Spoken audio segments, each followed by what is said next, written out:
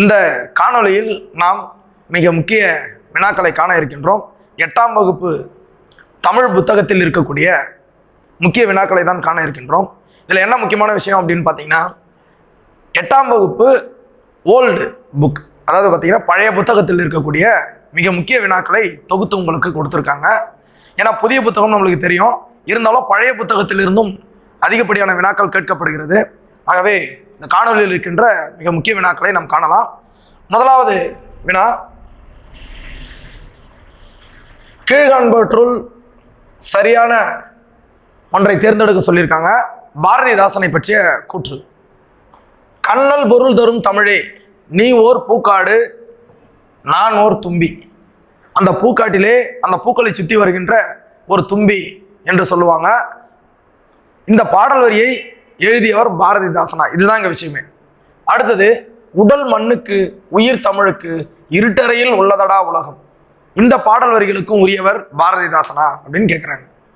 தமிழுக்கும் அமுதென்று பேர், அந்த தமிழின்ப தமிழங்கள் உயிருக்கு நேர். இந்த பாடல் வரியும் பாரதிதாசனுடையதான் கேட்குறாங்க. அனைத்தும் சரின்ற ஒரு ஆப்ஷன் கொடுத்துருக்காங்க. இப்போ இதுல என்ன பார்க்க போறோம்னா, இதுல சரியானவற்றை தேர்ந்தெடுக்கணும்னு கொடுத்துருக்காங்க. நான் மேற்கூறிய எல்லா சொற்றொடர்களுமே எல்லா பாடல் வரிகளுமே பாவேந்தர் புரட்சி கவிஞர் பாரதிதாசன் எழுதியதுதான். அதனால அனைத்தும் சரி. சரிங்களா? இந்த பாடல் வரிகளுக்கு உரியவர் பாவேந்தர் பாரதிதாசன். இப்போ ஆப்ஷன் டில அனைத்தும் சரி என்பது இங்க சரியான தெரிவாகும். அடுத்ததாக ஒரு பாடல் வரி கொடுத்துருக்காங்க. முத்தே பவளமே, இறைவனை விழித்து பாடுகிறார். மெய்த்த பசும் போர் சுடரே என்ற பாடலடியை பாடியவர் யாருன்னு கேட்கிறார். இந்த பாடல் வரியை பாடியவர் தாயுமானவர். தாயுமானவர் தான் இந்த பாடல் வரிக்குரியவர். இறைவனை விழிக்கின்றார். முத்தே பவளமே, பராபரமேன்னு சொல்லியிருப்பார். அதாவது பராபரமே மேலான பொருள் என்று அர்த்தம். சரிங்களா? மேலான பொருள் நம்மளுடைய இறைவன் அப்படின்னு சொல்றாரு. இந்த பாடல் வரிகளை பாடியவர் தாயுமானவர். இது எதுல இருக்குன்னா, தாயுமானவர் திருப்பாடல் திரட்டு என்ற நூலிலே இருக்கிறது. தாயுமானவரை பத்தி நம்ம தெரிஞ்சு வச்சிருப்போம். தாயுமானவருடைய பாடல்கள் தமிழ் மொழியினுடைய உபநிடதம் அப்படின்னு சொல்றாங்க. தமிழ் மொழியின் உபநிடதம் அப்படின்னு சொல்லுவாங்க. இல்ல உபநிடதங்கள். அவரு கேடிலியப்பர், கெசவள்ளி ஆகியோருக்கு மகனாக பிறந்தவர். தாயுமானவர் பிறந்த ஊரு அந்த காலத்துல திருமறைக்காடு அப்படின்னு சொல்லுவாங்க. திருமறைக்காடு. அது தற்போது என்ன அழைக்கப்படுறாங்கன்னா வேதாரண்யம் அப்படின்னு சொல்லுவாங்க. இப்போ வேதாரண்யத்தில் பிறந்தவர் தாயுமானவர். கேடிலியப்பருக்கும் கெசவள்ளி அம்மையாருக்கும் மகனாக பிறந்தவர். அவருடைய பாடல்கள் தமிழ் மொழியின் உபநிடதங்கள் என்று அழைக்கப்படுகின்றன. இந்த முத்தே பவளமே மெய்த்த பசும் பொற்சுடரே என்ற இந்த பாடல் வரி தாயுமானவர் திருப்பாடல் திரட்டிலே இடம்பெற்றிருக்கிறது. அதுக்கு அடுத்தது பார்த்தீங்கன்னா, இவர் எந்த இடத்துல பணிபுரிந்தார்னு பார்த்தீங்கன்னா, திருச்சி ஆண்ட விஜய ரகுநாத சொக்கலிங்கம், விஜய ரகுநாத சொக்கலிங்கரிடம் அமைச்சராக பணிபுரிந்தவர் யாருன்னு பார்த்தீங்கன்னா தாயுமானவர். சரிங்களா? அப்போ ஆப்ஷன் பில தாயுமானவர் என்பதுதான் சரியான விடை. அடுத்தது பாருங்க, பொறுத்துக்க கொடுத்துருக்காங்க. புதுக்கவிதை, இப்படி பல வடிவங்களை கொடுத்துருக்காங்க. புதுக்கவிதைக்கு யாரு, சமுதாய புரட்சிக்கு யாரு, தனித்தமிழுக்கு யாரு, சிறுகதைக்கு யாரு? நம்ம தெரிந்ததுல இருந்து தெரியாததுக்கு போயிடலாம். சிறுகதை என்றாலே இங்க கொடுக்கறது புதுமை பித்தன். பேரு சோ விருத்தாச்சலம் அப்படின்னு சொல்லுவாங்க. இவருடைய பெயர், சொந்த பெயர். சிறுகதை மன்னன் என்று அழைக்கப்படுவார். அதனால புதுமை பித்தன். அப்போ 4க்கு 3. தனித்தமிழுக்கு வித்திட்டவர். தமிழ்ல வடமொழி சொற்கள் கலப்பு மிகுதி அதிகமாக இருந்த காலகட்டத்திலே தனித்தமிழாலும் உரைநடைகளை ஏற்ற முடியும், தனித்தமிழையும் பயன்படுத்தலாம் என்று அதற்கு விதை போட்டவர், ஒரு தொடக்கமாக இருந்தவர் மறைமலை அடிகள்னு சொல்றான். அப்போ தனித்தமிழுக்கு மறைமலை அடிகள் 3க்கு 4. சமுதாய புரட்சிக்கு புதுக்கவிதைக்கு, இப்போ இது ரெண்டும் குழப்பம் ஏற்படலாம். புதுக்கவிதைக்கு ஒரு முன்னோடியாக இருந்தவர் யாருன்னு சொன்னீங்கன்னா பாரதியார். புதுக்கவிதைக்கு முன்னோடி. அப்போ 1க்கு 2. சமுதாய புரட்சிக்கு பாரதிதாசன், அதனாலதான் புரட்சி கவிஞர்னு சொல்லியிருக்கு. அப்போ புரட்சி கவிஞருக்கு பாரதிதாசன் 1. அப்போ இந்த தெரிவுகள்லாம் எதுல சரியா பொருந்திருக்குன்னு சொன்னா ஆப்ஷன் பில இருக்கு. புதுக்கவிதைக்கு பாரதியார், சமுதாய புரட்சிக்கு பாரதிதாசன், தனித்தமிழுக்கு மறைமலையடிகள், சிறுகதைக்கு புதுமை பித்தன். ஆப்ஷன் பில சரியான தெரிவு இருக்கிறது. அடுத்த வினா பாருங்க, ஒரு நல்ல வினா. அதாவது ஆறுமுக நாவலரை வசன நடை கைவந்த வல்லாளர் என்று பாராட்டியவர் யார்? பாராட்டியவர் யாருன்னு சொன்னீங்கன்னா பரிதிமார் கலைஞர். தன்னுடைய பெயரை, அதாவது சூரிய நாராயண சாஸ்திரி, இது வடமொழி சொல்லுன்னு சொல்லலாம். இந்த பெயரை பரிதிமார் கலைஞர் என்று மாற்றிக்கொண்டவர் பரிதிமார் கலைஞர். தன்னுடைய மாணவர்களை இயற்றமிழ் மாணவர்கள் என்று பெயரிட்டு அழைத்தவர். தமிழ்துறைக்கு மிக சிறந்த பங்களிப்பை செய்தவர் இந்த பரிதிமார் கலைஞர். இவர் தான் வந்து பார்த்தீங்கன்னா ஆறுமுக நாவலரை வசன நடை கைவந்த வல்லாளர் என்று பெயர். தூய தமிழில் பேசுவதில் வல்லவர் ஆறுமுக நாவலர். ஆகவே ஆப்ஷன் சில சரியான விடை இருக்கு. வசன நடை கைவந்த வல்லாளர் என்று ஆறுமுக நாவலரை பாராட்டியவர் யாருன்னு சொன்னா பரிதிமார் கலைஞர். சரிங்களா? அடுத்தது பாருங்க, போப், அதாவது ஜியு போப் பள்ளியில் படிக்கும் குழந்தைகள் இலக்கணத்தை நன்கு அறிந்து கொள்ளும் வகையில் வினா விடை முறையில் அமைந்த டேஷ் இலக்கண நூல்கள் எழுதினார். 2 இலக்கண நூல் எழுதியிருக்கிறார். அதாவது அதை வந்து ஆங்கிலத்தில் சொல்லுவாங்க ஃபர்ஸ்ட் கேட்சிசம் அப்படின்னு சொல்லுவாங்க. அடுத்தது செகண்ட். இது எல்லாமே ஸ்கூல் சில்ட்ரன் அப்படின்னு சொல்லுவாங்க, பள்ளி குழந்தைகள். அதாவது பள்ளியில் படிக்கும் குழந்தைகள் இலக்கணத்தை நன்கு அறிந்து கொள்வதற்காக ஒரு பேசிக். அதுல வந்து பார்த்தீங்கன்னா ஃபர்ஸ்ட் கேட்சிசம், செகண்ட் கேட்சிசம் அப்படின்னு சொல்லக்கூடிய அந்த 2 தொகுதிகளை வெளியிட்டார். அப்போ ஆக 2 அப்படின்றது தான் இதுக்கு சரியான ஆன்சர். ஆப்ஷன் பில இருக்கு. சரிங்களா? அடுத்தது, கீழ்காண்பவற்றுள் சரியானவற்றை தேர்ந்தெடுக்க குற்றியல் லிகரம். சரிங்களா? குற்றியல் லிகரம். அதாவது நம்ம ஒரு விஷயம் ஞாபகம் வச்சுக்கணும், குற்றியல் லிகரம், குற்றியல் லுகரம், இது 2த்துக்கும் வித்தியாசம் இருக்கு. குற்றியல் லுகரத்தின் உகரம் ஒரு மாத்திரையிலிருந்து குறைந்து ஒலிப்பது போலவே குற்றியல் லிகரத்தில் வரும் இகரமும் தன் ஒரு மாத்திரை அளவிலிருந்து அரை மாத்திரை குறைந்து ஒலிக்கும். இது சரியானு கேட்கறாங்க. குற்றியல் உகரம் போலவே குற்றியல் லிகரமும் குறையுமா அப்படின்னு கேட்கறாங்க. சரிங்களா? கரெக்ட் தான், குறையும். அப்போ இது சரி. நிலைமொழி குற்றியல் உகரமாக இருந்து வருமொழி யகரம் வரி நிலைமொழியின் உகரம் இகரமாக திரிந்து தன் மாத்திரை அளவில் இருந்து குறைந்து ஒலிப்பது குற்றியல் உகரம். இதுக்கு எடுத்துக்காட்டு இங்கிருந்தே எடுத்துக்கலாம். உகரம் இருக்கா, இது எப்படி மாறினா வரகு கூட்டல் யாது, வரகி யாதுன்னு வரும். சரிங்களா? யாது, வரகி யாதுன்னு வரும். இதுதான் விதி. அப்போ அந்த உகரம் வந்து என்னவா மாறினா இகரமாக திரிந்து தன் மாத்திரை அளவிலிருந்து குறைக்கும். வரகு கூட்டல் யாது, வரகி யாது, நாகு கூட்டல் யாது, நாகி யாது அப்படின்னு வரும். அப்போ எடுத்துக்காட்டு கொடுத்துருக்காங்க. வண்டு கூட்டல் யாது, வண்டி யாது, இகரமா வருது பாருங்க, டி, இட்டு கூட்டல் இ. அப்போ இது உண்மைதான். அப்போ கொடுக்கப்பட்ட எல்லாமே குற்றியல் லிகரம் தொடர்பான விடயங்களில் சரிதான். அப்போ ஆப்ஷன் டி என்பது இங்க சரியான விடை. இன்னொரு விஷயம், இந்த குற்றியல் லிகரமானது தற்போது உரைநடை வழக்கில் பயன்படுத்தப்படுவதில்லை. உரைநடை வழக்கில் இப்போ வந்து குறைந்து அரிதாயிடுச்சு. குற்றியல் லிகரத்தை பயன்படுத்துவதே கிடையாது. சரிங்களா? சங்ககால இலக்கியங்களிலும் இது இடம்பெற்றிருந்தது. சரிங்களா? அடுத்த விடை பாருங்க. காரிருள் அகத்தில் நல்ல கதிரொளி நீதான், இந்த பாரிடை துயில்வோர் கண்ணீர் பாய்ந்திடும் எழுச்சி நீதான் என்று பாடியவர் யாருன்னு கேட்கிறார்.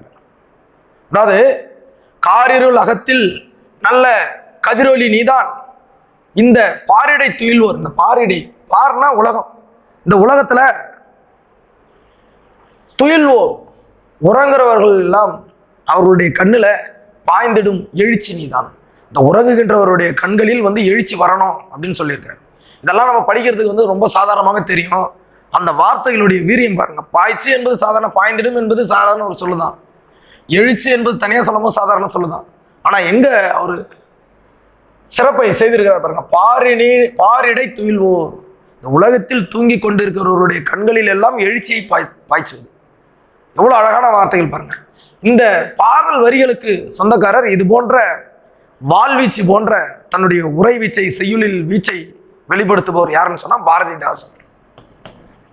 இப்போ இந்த பாடல் வரிகளுக்கு உரியவர் பாரதிதாசன். சரிங்களா? பொறுத்துக்க பாருங்க, பொறுத்துக்க கொடுத்துருக்காங்க. இது வந்து பார்த்தீங்கன்னா சொற்களினுடைய வகைகள் சொல்லலாம். இலக்கண சொற்கள், இலக்கிய வகை சொற்கள்னு சொல்லலாம். இப்போ இலக்கிய வகை சொற்கள் தான் இந்த 4. இலக்கிய வகை சொற்கள் தெரியும் உங்களுக்கு. இலக்கிய வகை சொற்கள்னா 4. அதாவது இயற் சொல், திசை சொல், திரி சொல், வட சொல். இதை இலக்கண வகை அப்படின்னு சொல்லும் போது அதுவும் 4 வகை தான். பெயர் சொல், வினை சொல், உரிச்சொல், இடைச்சொல். இப்போ இங்க என்ன கொடுத்துருக்காங்கன்னா இலக்கிய வகை சொற்களை கொடுத்துருக்காங்க. இப்ப ஞாயிறுனா சூரியன் பொருள்படும் தூய தமிழ்ல, ரைட்? அப்போ இயற் சொல் அது 4. பண்டிகை என்பது வந்து பாத்தீங்கன்னா நம்மளுடைய மொழியே கிடையாதுங்க. ஒரு குறிப்பிட்ட திசையில், ஒரு குறிப்பிட்ட இடத்துல, ஒரு குறிப்பிட்ட வட்டாரத்துல பேசக்கூடியது. பண்டிகை என்பது திசை சொல் 3. புஷ்பம், இந்த புஷ்பம் என்ற சொல் வட சொல். புஷ்பம்னா நம்ம பூ, மலர் அப்படின்னு சொல்லுவோம். இது வட சொல்ல அதை என்னன்னு சொல்லுவாங்கன்னா புஷ்பம்னு சொல்லுவாங்க. மலர் என்பது புஷ்பம்னு சொல்லுவாங்க. அப்போ வட சொல் 2. துயில்னா உறக்கம். துயில்னா என்னங்க? உறக்கம். அப்போ 1. அப்போ 4, 3, 2, 1 என்பது சரியான விடை. ஞாயிறு என்பது இயற் சொல், பண்டிகை என்பது திசை சொல், புஷ்பம் என்பது வட சொல், துயில்னா தூக்கம். இது திரிஞ்சு வேற ஒரு சொல்லாக வரும். அப்போ அது வந்து திரி சொல். சரிங்களா? அப்போ ஆப்ஷன் டில சரியான தெரிவுகள் பொருந்தி இருக்கிறது. ஆப்ஷன் டி சரியான விடை. அடுத்தது நலவெண்பா எத்தனை காண்டம், எத்தனை வெண்பாக்களை கொண்டது? அப்போ அதுல இருந்து தெரிஞ்சுக்கலாம் நம்ம வெண்பாக்களான பாடல் நலவெண்பான்னு சொல்லிட்டு. நலவெண்பா மிகச்சிறந்த ஒரு நூலாக கருதப்படுது. இப்ப என்ன விஷயம்னு சொன்னா இதுல எத்தனை காண்டங்கள்னு சொன்னீங்கன்னா 3 காண்டங்கள் இருக்கிறது. சுயம்வர காண்டம், திருமணம் நடக்குது. நலன் தமயந்தி. இந்த நலன் சமையல் கலையில் சிறந்தவன் என்று கூறப்படுகிறது. இந்த நலன் தமயந்தினுடைய வரலாற்றை கூறுவது சுயம்வர காண்டம். அதுக்கடுத்தது வந்து பார்த்தீங்கன்னா களி தொடர் காண்டம், அவங்கள சூது கவுது. அப்புறம் களி நீங்கு காண்டம். அப்போ இந்த 3 காண்டங்களை கொண்டது. எத்தனை பாடல்கள்? 431 பாடல்களை கொண்டது. இது நலவெண்பா. இந்த நலவெண்பாவை இயற்றியவர் புகழேந்தி புலவர். இவர் தான் எழுதினார். அதாவது நலனுடைய நாடு நிடத நாடு, நிடத நாட்டை சேர்ந்த நிடத நாட்டு மண். தமயந்தி விதர்ப்ப நாட்டை சேர்ந்தவள் தமயந்தி, நிடத நாட்டை சேர்ந்தவன் நலன். சரிங்களா? அப்ப 3 காண்டங்களையும் 431 பாடல்களையும் கொண்டது. புகழேந்தி புலவரானவர் இதை எழுதி இருக்கிறாரு. அதே சமயத்துல இவருடைய காலம் பொது ஆண்டு 12ன்னு சொல்லுவோம் நம்ம பெரும்பான்மையாக. சில இடங்களில் 13ன்னு சொல்லுவோம். சரிங்களா? ஆக இந்த 13 கொடுத்தாலும் 12 கொடுத்தாலும் நம்ம இது பண்ணிடலாம், சரியான தெரிவாக நம்ம செலக்ட் பண்ணிடலாம். சரிங்களா? ஆக்சுவலா 13ஆம் நூற்றாண்டை சார்ந்தவர் என்று புத்தகத்தில் கொடுக்கப்பட்டிருக்கோம். இப்போ 13ஆம் நூற்றாண்டை சார்ந்தவர். சரிங்களா? ஒரு சில புத்தகத்திலே 12ன்னு கொடுத்துருக்கும். இதற்கு சரியான ஆதாரங்கள் இல்லாதனால நம்ம 12, 13 இதுல எந்த தெரிவு வருதோ அதை சரியா நம்ம வந்து அங்க மேலாண்மை செய்து தெரிவை தயார் செய்து கொள்ள வேண்டும். சரிங்களா? அடுத்தது பாருங்க, இது எங்க இருக்குன்னா ஆப்ஷன் சில இருக்கு. அடுத்த வேணா பாருங்க, பொறுத்துக்க கொடுத்துருக்காங்க. இலக்கணம் உடையது இலக்கண போலி மருவு. சரிங்களா? இலக்கணம் உடையதுன்னா அந்த சொல்லு வந்து இலக்கண பொருளுடையதாக இருக்கும். இப்ப நிலம்னு சொல்லலாம். 2 இலக்கண போலி, அதாவது ஒரு சொல்லினுடைய ஒரு வார்த்தையினுடைய சொல்கள் அங்க வந்து இடம் மாறினாலும் அதனுடைய பொருள் மாறாது. இப்ப பாருங்களேன், புறநகர்னு இருக்குது, நகர்ப்புறம்னு மாறும், ஆனா இதனுடைய பொருள் மாறாது. சொல் இடம் மாறும், ஆனால் பொருள் மாறாது. அது எப்பனா இலக்கண போலி. 3 மருவு என்பது ஒரு சொல் திரிந்தோ, சிதைந்தோ, பிறழ்ந்தோ, அல்லது அதில் இருக்கக்கூடிய ஒரு எழுத்துக்கள் கெட்டோ, அதாவது கெடுதல் நீங்கியோ, பொருள் மாறாமல் வருவதுதான் என்னன்னு சொல்றோம், மருவுன்னு சொல்றோம். இப்ப தஞ்சாவூர்னா தஞ்சைன்னு சொல்றோம், கோயம்புத்தூர் கோவைன்னு சொல்றோம். அப்போ இது போன்று வருவதுதான் மருவுன்னு சொல்லுவோம். அந்த மருவு தான் இங்க கோவை. கோயம்புத்தூர்ன்றது கூட தவறுதான், கோவன் புத்தூர், இதுதான் சரியான விடை. அப்போ அந்த கோயம்புத்தூரினுடைய மருவு, அதனுடைய சுருக்கம் பிறழ்ந்து, நெறிந்து, அதை திரிந்து, இல்லை குறுகி, இது போன்று வருவதுதான் நம்ம மருவுன்னு சொல்லுவோம், கோவைன்னு சொல்லுவோம். சரிங்களா? அப்போ இது ஒன்று. அப்போ சரியாக பொருத்தி இருப்பது ஆப்ஷன் சி. சரிங்களா? இலக்கணம் உடையது நிலம், அந்த நிலம்ன்றது நிலன் கூட வரணும். இலக்கண போலி புறநகர், மருவு என்பது கோவை. சரிங்களா? அடுத்த வினாவை பாருங்க. பொருளுக்கேற்ற வினைமரபில் பொருந்தாத ஒன்றை தேர்ங்க. வினைமரபு செயல் அடிப்படையில். பழம் சாப்பிட்டான், விளக்கை ஏற்றினால், கவிதை இயற்றினான், கூரை வேய்ந்தான். இப்போ ஒன்னோட பா, பழம் சாப்பிட்டான் வரக்கூடாது, பழம் தின்றான் சொல்லலாம். பழம் தின்றான், முறுக்கு தின்றான், பால் பருகினான், சுவர் எழுப்பினான், கூரை வேய்ந்தான், அம்பு எய்தினான். சரிங்களா? பூவை கொய்தான், அதுதான் வினை மரபு. அப்ப கூரை வேய்ந்தான் சரி, கவிதை ஏற்றினான் கரெக்டு, விளக்கை ஏற்றினாள், இந்த விளக்கை கொளுத்துன்றது அமங்கல சொல், விளக்கை ஏற்றினாள். அப்போ இதுவும் சரியா இருக்கு. அப்போ இதுல தவறாக இருப்பது எதுன்னு சொன்னா பழம் சாப்பிட்டான், அப்போ பழம் தின்றான்னு. அப்போ ஆப்ஷன் ஏ என்பது இங்க சரியான விடை. அடுத்தது பாருங்க, தாய்மையின் பிறனையின், அதாவது தாய்மையன் பிறனை ஈன்ற பாரத தாய், தாள் மலர், தாள் என்றது பாதம், மலர், மலர் போன்ற பாதம், பணிவதே தவமாம், அந்த காலடியை பணிவது தவம் அப்படின்னு சொல்றாங்க. இதை பாடியவர் யாருன்னா அசலாம்பிகை அம்மையார். இவங்க தான் பண்ண. பாரத தாய், காந்தி புராணம் போன்ற நூல்களை எழுதியவர் அசலாம்பிகை அம்மையார். அவங்க தான் வந்து இந்த பாடல் வரிகளை எழுதியவர். அப்ப ஆப்ஷன் சி அசலாம்பிகை அம்மையார். சரிங்களா? அடுத்தது பாருங்க, அஞ்சலை அம்மாளை தென்னாட்டின் ஜான்சி ராணி என்று அழைத்தவர் யாருன்னா தேச தந்தை காந்தியடிகள். அவர் தான் வந்து பார்த்தீங்கன்னா இந்த அஞ்சலை அம்மாளை தென்னாட்டின் ஜான்சி ராணி என்று பெயரிட்டு அழைத்தார். விடுதலை போராட்டத்தில் அவர்களுடைய ஈடுபாடை பார்த்து அவருடைய பழகி அந்த ஒரு பட்டத்தை கொடுத்திருக்கிறார். தென்னாட்டின் ஜான்சி ராணி என்று அழைக்கப்படுபவர் காந்தி. அதாவது தென்னாட்டின் ஜான்சி ராணி என்ற பெயரை அஞ்சலை அம்மாளுக்கு அளித்தவர், பாராட்டுக்கு உரியதாக கொடுத்தவர் யாருன்னு சொன்னீங்கன்னா காந்தியடிகள். அடுத்தது குகை புலி, இது எத்தனை வேற்றுமைன்னு கேட்குறாங்க. குகை புலி இப்போ நம்ம பார்த்துக்கலாம். முதல் வேற்றுமை கிடையாது, 2, 3, 4, 5, 6, 7, 8. சரிங்களா?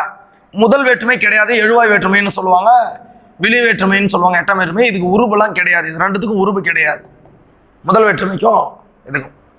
இரண்டாம் வேற்றுமை பாருங்க ஐ, மூன்றாம் வேற்றுமை ஆள், நான்காம் வேற்றுமை கு, ஐந்தாம் வேற்றுமை இன், ஆறாம் வேற்றுமை அது, ஏழாம் வேற்றுமை கண். இப்ப யோசிச்சு பாருங்க, குகை புலி அப்படின்னு இருக்கு, குகையின் கண் புலி. அப்ப புலி எங்க இருக்குது? குகையில இருக்குது, குகையின் கண். அப்போ ஏழாம் வேற்றுமை உருவு தான் சரியா இருக்கும், மீதி எதுவுமே மேட்ச் ஆகாது, சரியாக பொருந்தாது. பாருங்க, குகை புலினா குகையின் கண் புலி, குகையில இருக்கு அப்படின்னா அப்போ ஏழாம் வேற்றுமை தொகை என்பதுதான் இங்க சரியான தெரிவு, ஆப்ஷன் டில இருக்கு. சரிங்களா? அடுத்தது பாருங்க, பொறுத்துக்க கொடுத்துருக்காங்க. நான் சொன்னேன் இல்லைங்களா, இந்த பாருங்க, இடைச்சொல், உரிச்சொல், வினை எச்சம், அடுக்கு தொடர். இப்ப இலக்கணம் சம்பந்தப்பட்ட வினா மற்றொன்று. இப்ப இங்க வந்து மற்று என்பது என்னன்னு பார்ப்போம். மற்று என்பது இடைச்சொல். சரிங்களா? அப்ப மற்றொன்று என்பது இடைச்சொல்லை குறிக்கும். மற்று நாம வச்சுங்க, இடைச்சொல். சரிங்களா? அப்போ இந்த பெயருக்கு வினைக்கும் இடையில வருகின்ற சொல்லு, இணைக்கின்ற சொல்லு தான் வந்து இடைச்சொல்னு சொல்லுவோம். அப்போ அது இடைச்சொல். 1க்கு 2 எல்லாத்துலயுமே அதான் இருக்கு, பார்க்கலாம். மாமுனிவர், மா என்பது உரிச்சொல். பெயர் சொல்லியும் வினை சொல்லியும் சார்ந்து வருவது, அவற்றினுடைய தன்மையை மிகுதிப்படுத்த வருவது தான் உரிச்சொல். அப்போ வந்து பார்த்தீங்கன்னா மாமுனிவர், மா என்றால் அந்த மிகப்பெரிய பெரிய அப்படின்லாம் பொருள்படும். அப்போ உரிச்சொல். 3 வந்து போனான், வந்து போனான். அப்போ இது எச்சச்சொல், முடியல. வந்துன்றது முடியல, எச்சம். போனான்ன்றது வினைச்சொல். அப்போ எச்சத்திற்கு பக்கத்துல வினை வருது, அப்போ வினை எச்சம். வந்து போனான் வினை எச்சத்தொடர். இப்போ இதை இன்னும் ஷார்ட்டா நீங்க பிரிக்கணும்னு சொன்னா இந்த தூ இருக்கு இல்லையா, இதை பிரிங்க, இத்து கூட்டல் ஊ. சரிங்களா? அதே மாதிரி ஈ, இத பாருங்க, ஊலையும் ஈலையும் முடிஞ்சா அது கண்டிப்பாக வினையச்சமாக இருக்கும். பக்கத்துல வினை சொல்லு தான் வரும். நீங்க செக் பண்ணி பார்த்துங்க. வந்து சென்றான், ஓடி சென்றான், வந்து படித்தான், எழுந்து சென்றான், எப்படி வேணாலும் பாருங்க வினையச்சம் தான் வரும். அடுத்து வாழ்க வாழ்க, ஒரே சொல் 2, 3 முறை 4 முறை அடிக்கு வரும், பிரித்தால் பொருள் தரும். அதுதான் அடுக்கு தொடர். ஆக 1. அப்போ இது எல்லாமே மிகச்சரியாக பொருந்தி இருப்பது எங்கன்னு பார்த்தீங்கன்னா 2, அதாவது ஆப்ஷன் பில இருக்கு. மற்றொன்று இடைச்சொல், மாமுனிவர் உரிச்சொல், வந்து போனான் வினையச்சம், வாழ்க வாழ்க அடுக்கு தொடர். ஆப்ஷன் பில இருக்கு சரியான விடை. அடுத்தது ஒரு மிக புகழ்பெற்ற ஒரு தொடர், ஒன்றே குலம் ஒருவனே தேவன். ஒன்றே குலம் ஒருவனே தேவன் என்ற பாடலடி இடம்பெற்றுள்ள நூல் திருமந்திரம். சரிங்களா? ஏன்னா திருமந்திரம் என்பது தமிழ் 3000 என்று அழைக்கப்படுகின்ற நூலு. 3000 பாடல்களை கொண்டது. 18 சித்தர்களில் ஒருவராகிய 18 சித்தர்கள்ல ஒருவர், 63 நாயன்மார்கள்ல ஒருவர், சிவபக்தி கொண்டவர் திருமூலர். அந்த திருமூலர் தான் இந்த பாடல் வரிகளுக்கு சொந்தக்காரர். தமிழ், அதாவது திருமந்திரம் என்றும் தமிழ் 3000 என்றும் அழைக்கப்படுகின்ற அந்த நூலிலே வரக்கூடிய ஒரு பாடல் வரி தான் ஒன்றே குலம் ஒருவனே தேவன். சரிங்களா? இது வந்து பாத்தீங்கன்னா 12 திருமுறைகள்ல 10ஆம் திருமுறையாக வைத்து போட்டப்படும் இந்த திருமந்திரம். சரிங்களா? இதெல்லாம் நம்ம நினைவு கொள்ள வேண்டும். இப்போ ஆப்ஷன் சி திருமந்திரம் என்பது இந்த வினாவிற்கான சரியான விடை. அடுத்தது பாருங்களா, நாட்டியத்திற்கும் டான்ஸ், நாடகத்திற்கும் டிராமா இலக்கணம் வகுத்துள்ள நூல்களில் பொருந்தாத ஒன்றை தேர்ந்தெடுக்க. நாடகம் பிளஸ் நாட்டியம். அப்போ நன்னூல் என்பது இலக்கண நூல், முறுவல், சயந்தம், செய்ற்றியம். இந்த செய்ற்றியம், சயந்தம், முறுவல் இவைகள் எல்லாம் நாட்டியம் பிளஸ் நாடகம். சரிங்களா? இது ரெண்டுத்துக்குமே இலக்கணம் வகுக்கின்ற நூல். ஆனால் நன்னூல் என்பது இலக்கண நூல். தொல்காப்பியத்தை முதல் நூலாக கொண்டு எழுதப்பட்ட ஒரு வழி நூல் தான் நன்னூல். பவணந்தி முனிவர் எழுதியிருப்பாரு. ஆகவே இது இலக்கண நூல், பொது இலக்கணம். மீதி எல்லாமே நாடகத்தையும் நாட்டியத்தையும் பற்றி இலக்கணம் வகுத்த நூல்கள். அப்போ பொருந்தாத ஒன்று எதுன்னு சொன்னா நன்னூல். சரிங்களா? ஆப்ஷன் ஏவில் இருக்கு. அடுத்தது பாருங்க, ஆங்கில கதையை தழுவியதாக எழுதியிருந்தாலும் வடிவத்தாலும் பாத்திர அமைப்பாலும் சூழலாலும் தமிழ் பண்பாலும் ஓங்கி இருந்த ஒரு நூல் எதுன்னு சொன்னா த ஒன்லி ஒன் மனோன்மணியம். மத்த விலாசம் நாடக நூல். யாரை எழுதியிருப்பாருன்னா முதலாம் மகேந்திரவர்மன் எழுதியிருப்பார். நாடகவியல் பரிதிமார் கலைஞர் எழுதியிருக்கிறார். இதுவும் நாடகத்தை பத்தி தான். கதரின் வெற்றி இல்லை இங்க, அதுவும் ஒரு நல்ல சிறந்த நூல் தான், அதுவும் நாடக நூல் தான். இங்க பாருங்க, மனோன்மணியமும் நாடக நூல் தான். ஆனா இதுல ஒரு சிறப்பு இருக்கு. என்னவென்று சொன்னால் தமிழ்ல முதன்மையானதாக வைத்து போற்றப்படும் நாடக நூல், முதன்மை நாடக நூல்னு சொல்லலாம். பே. சுந்தரனார் எழுதிய ஒரு நூல், தமிழனுடைய முதன்மை நாடக நூல், தமிழில் எழுந்த முதல் நாடக காப்பிய வகையான ஒரு நூல்னு சொல்லலாம். இது வந்து பாத்தீங்கன்னா லிட்டன் பிரபு அவர்கள் எழுதிய ரகசிய வழி, அதாவது த சீக்ரெட் வே, சீக்ரெட் வே என்ற நூலினை தழுவி எழுதப்பட்ட ஒரு நூல். சரிங்களா? நற்போதகம் என்னும் இதழில் இத பே. சுந்தரனார் தொடர்ச்சியாக வெளியிட்டிருப்பார். அத்தகைய புகழ்மிக்க ஒரு காப்பியம், ஒரு நாடக நூல் தான் இந்த மனோன்மணியம். அதனாலதான் இவ்வளோ சிறப்பு சொல்லியிருக்காங்க. வடிவத்தாலும் பாத்திர அமைப்பாலும் சூழலாலும் தமிழ் பண்பாலும் ஓங்கி இருந்த ஒரு நூல் மனோன்மணியம். சரிங்களா? ஆப்ஷன் சில இருக்கு. அடுத்தது 1942ஆம் ஆண்டில் புலமைக்கடலான தமிழ் மூதாட்டி ஔவையார் நாடகம், அந்த தமிழ் மூதாட்டியை பற்றி அந்த நாடகம், தமிழ் மூதாட்டி நாடகம், ஔவையார் நாடகம் அரங்கேற்றிய இடம் எதுன்னு சொன்னா மதுரை. இந்த நாடகம் தமிழ் ஆன்றோர்களாலும் சான்றோர்களாலும் மதுரையில் அரங்கேற்றம் செய்யப்பட்டது. Option C Madurai. சரிங்களா? அடுத்தது பாருங்க. கீழ் காண்பவற்றுள் தவறான ஒன்றை தேர்ந்தெடுக்குன்னு கேட்குறாங்க. சரிங்களா? இதேதான் செய்தியம், முறுவல், சயந்தம், நன்னூல். இதை தான் வேற மாதிரி கேட்டிருந்தாங்க, வேற ஒரு வடிவத்தில். அப்போ நன்னூல் என்பது அங்கே சரியான விடை. ஏன்னு கேட்டிங்கன்னா இந்த நன்னூல் என்பது இலக்கண நூல். சரிங்களா? தொல்காப்பியத்தை தழுவி எழுதப்பட்ட நூல். மீதி எல்லாமே வந்து நாடக இலக்கணத்தையும் நாட்டிய இலக்கத்தையும் சொல்லக்கூடிய ஒரு மிக முக்கிய நூல்கள் அதெல்லாம். இப்போ நன்னூல் என்பது பொது இலக்கணத்தை நமக்கு சொல்லக்கூடிய ஒரு நூல். அப்போ ஆப்ஷன் சி தான் அங்கே சரியான விடை. அடுத்தது பொருந்தாத ஒன்றை தேர்ந்தெடுக்க சொல்றாங்க. கீழ்காண்பவற்றுள் பொருந்தாத ஒன்றை தேர்ந்தெடுக்க சொல்றாங்க. தாயுமானவரை பற்றிய ஒரு குறிப்பு. தாயுமானவரை பற்றி நம்ம பார்த்துருப்போம். பிறந்த ஊர் நாகப்பட்டினம் மாவட்டம். நாகப்பட்டினம் ரைட்டு. ஆனால் வந்து பார்த்தீங்கன்னா தேரெழுந்தூர் கொடுத்துருக்காங்க, கிடையாது. திருமறைக்காடு என்று அழைக்கப்படும் வேதாரண்யம். இப்போ வேதாரண்யம்னு சொல்லுவாங்க. தமிழ்நாட்டினுடைய அந்த கடல் பகுதியில் இருக்கக்கூடிய அந்த கடைக்கோடி அப்படின்னு சொல்லலாம். இதுதான் தவறா இருக்கும். திருச்சியை ஆண்ட விஜய ரகுநாத சொக்கலிங்கரிடம் கருவூல அலுவலராக பணியாற்றியவர், கணக்காயராக. சரிங்களா? அடுத்தது முக்தி பெற்ற இடம் ராமநாதபுரம் மாவட்டம், லட்சுமிபுரம். கரெக்டு.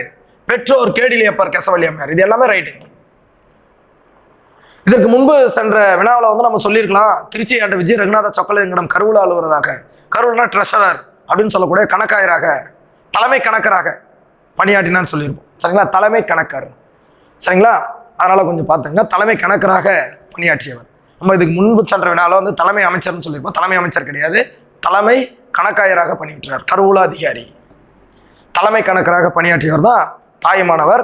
இவருடைய பாடல்கள் தமிழ் மொழியின் உபநிடதம் என்று அழைக்கப்படுகிறது. சரிங்களா? அடுத்தது பாருங்க. 22வது வினா. வீரமாமுனிவர் எழுதிய ஒரு நூல் கேட்கிறேன். வீரமாமுனிவர் எழுதிய இலக்கண நூல் எது? சரிங்களா? தொன்னூல் விளக்கம், கித்தேரியம்மன் அம்மானை, இலக்கண விளக்கம், மதுரை கலம்பகம். சரிங்களா? இதில் மதுரை கலம்பகம் கிடையாது, அவர் எழுதின நூல் கிடையாது. இலக்கண விளக்கமும் இல்லைன்னு வச்சுக்கோங்க. கித்தேரியம்மன் அம்மானை சொல்லலாம். அதுல இலக்கண நூல் எதுன்னு சொன்னா தொன்னூல் விளக்கம் தான். 5 இலக்கண வகைப்பாட்டில் 5 இலக்கணத்தை பற்றி அவர் எழுதிய ஒரு நூல் வந்து சொன்னா தொன்னூல் விளக்கம். சரிங்களா? தொன்னூல் விளக்கம் தான் அவர் எழுதிய நூல்களில் இலக்கணத்தை பற்றிய ஒரு நூல்னு சொல்லலாம். தமிழினுடைய முதல் அகராதியான சதுர அகராதி அதை எழுதியவர் அவர். பரமார்த்த குறுகதை, திருக்காவலூர், கலம்பகம் போன்ற நூல்களை எழுதியவர் வீரமாமுனிவர். அப்போ இந்த வினாவிற்கான விடை ஆப்ஷன் ஏ, தொன்னூல் விளக்கம். சரிங்களா? அடுத்தது, போப் எத்தனை செயல்களை அறநூல்களில் இருந்து ஆய்ந்தெடுத்து தமிழ் செய்யுள் கலம்பகம் என்னும் நூலக தொகுப்பாக விளக்கத்தையும் தந்திருக்கிறார்.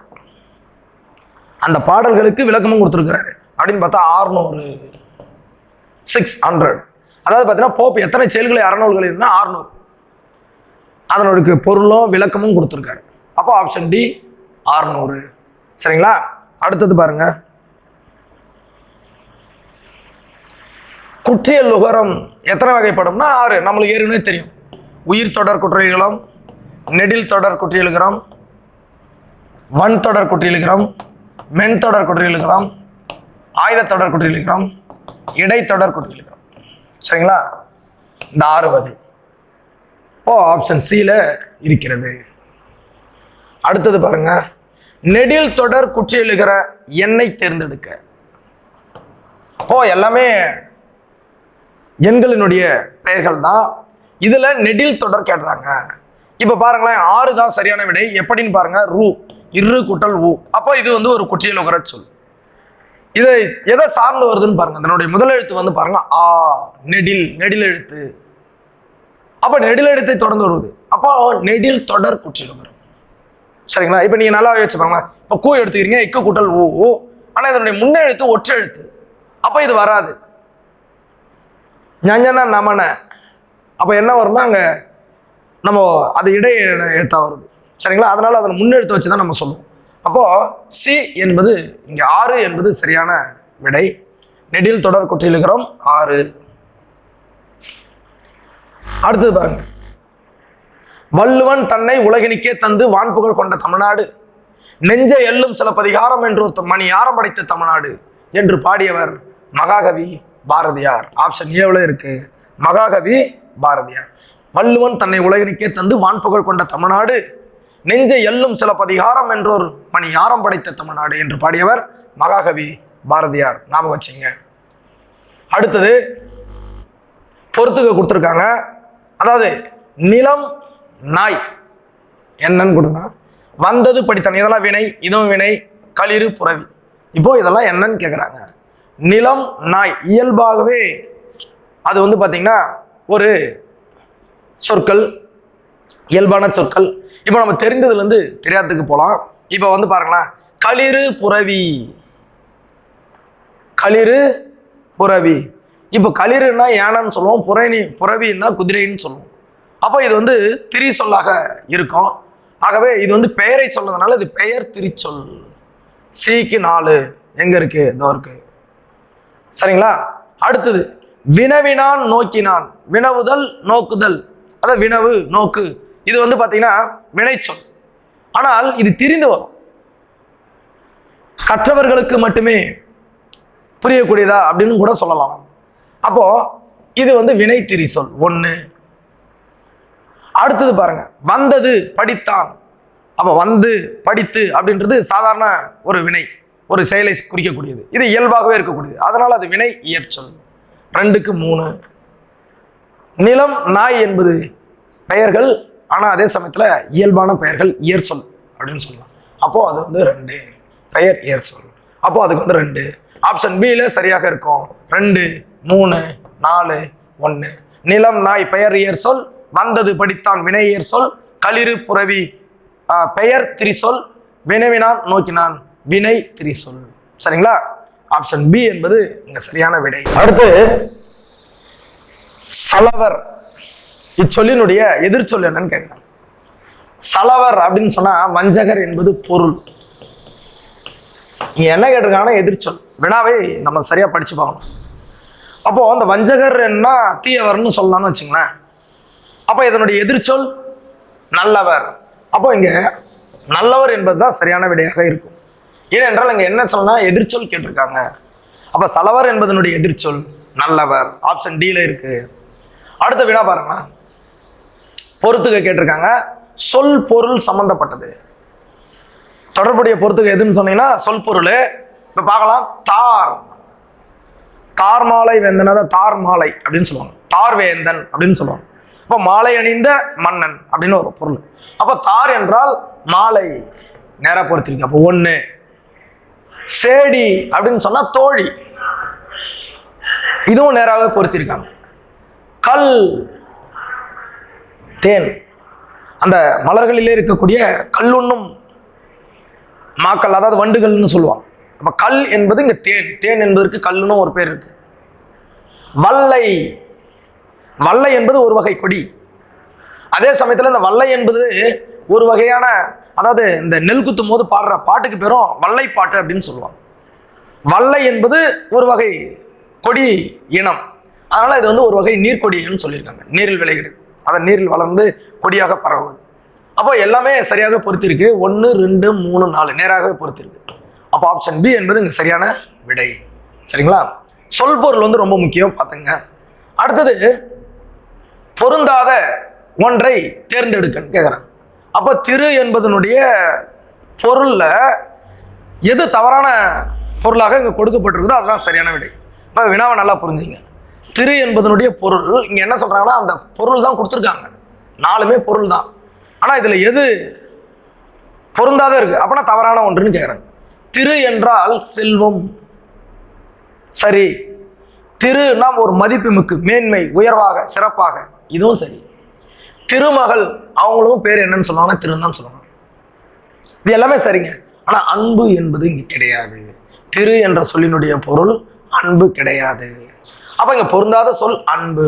ஆப்ஷன் டில இருக்கு. திரு என்னும் சொல்லிற்கு பொருந்தாத ஒரு இங்க விடை எதுன்னு சொன்னா அன்பு. ஏன்னா என்றால் அன்பு என்று பொருள்படாது. அடுத்தது, அசலாம்பிகை அம்மையாரை இக்கால ஔவையார் என்று பாராட்டியவர் யாரு? திருவிக்கா தான் பாடியிருக்கார். திருவி கல்யாண சுந்தரனார். தமிழ் தென்றல் திருவிக்கா இக்கால ஔவையார் என்ற அசலாம்பிகை அம்மையாரை பாடியிருக்காரு. ஏற்கனவே சொன்ன காந்தி புராணம், பாரத தாய் அப்படின்ற அந்த ஒரு பாடல். அதுக்கப்புறம் வந்து பார்த்தீங்கன்னா ராமலிங்கரை பற்றி கூட இவங்க எழுதியிருக்காங்க. சரிங்களா? அப்படிப்பட்ட அவங்கள திருவிக்கா தான் வந்து இக்கால ஔவையார் அப்படின்னு பாராட்டியிருக்காரு. இந்த திருவிக்கா வந்து பார்த்தீங்கன்னா சிறந்த உரைநடை ஆசிரியர், பல்வேறு தொழிற்சங்கங்களுடைய தலைவராக இருந்தவர். முருகன் நல்லது அழகு, பெண்ணின் பெருமை, காந்தியடிகளும் மனித வாழ்க்கையும், உரிமை வேட்டல், பொதுமை வேட்டல் போன்ற பல நூல்களை எழுதியவர் தான் திருவிக்கா. அவர் தான் வந்து என்ன பண்ணியிருக்காருன்னா பாராட்டியிருக்கிறாரு. சரிங்களா? இக்கால ஔவையார் என்று பாராட்டியிருக்காரு. ஆப்ஷன் சில சரியான விடை இருக்கு. அடுத்தது பாருங்க, மகாகவி பாரதியாரினுடைய பாடல்களை பாடி விடுதலை உணர்வை ஊட்டியவர். பாரதியார் பாட்டை பாடி மக்களிட விடுதலை உணர்வையும் ஊட்டியவர் யாருன்னு கேட்குறாங்க. எல்லாமே வந்து சுதந்திர போராட்டத்தில் ஈடுபட்டவங்க தான். இருந்தாலும் அம்புஜத்தம்மாள் ஒரு தனித்தன்மைன்னு ஒன்று இருக்கு இல்லையா? அது போன்ற பாரதியாருடைய பாடல்களை பாடி விடுதலை உணர்வை ஊட்டியவர் அம்புஜத்தம்மாள். ஆப்ஷன் பி அம்புஜத்தம்மாள் என்பது சரியான விடை. சரிங்களா? ரைட். காலங்கறந்த பெயரெச்சம், காலங்கறந்த பெயரெச்சம் என்று அழைக்கப்படுவது எதுன்னு சொன்னா வினைத்தொகை. எப்படின்னு சொல்றேன். இப்போ இதனுடைய விரிவை பார்க்கலாம். பண்புத்தொகை என்பது அளவு, வடிவம், நிறம், அதாவது குணம். அளவு, வடிவம், நிறம், குணம் இவற்றை பற்றி வருவது. அதுக்கு அடுத்தது சுவை.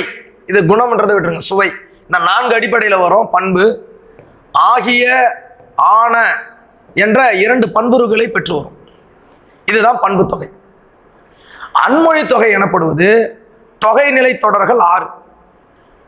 சரிங்களா? எப்படின்னு சொன்னீங்கன்னா வேற்றுமை தொகை, வினைத்தொகை, பண்பு தொகை, அன்மொழி தொகை, உண்மை தொகை, உண்மை தொகை. இந்த 6 தான்.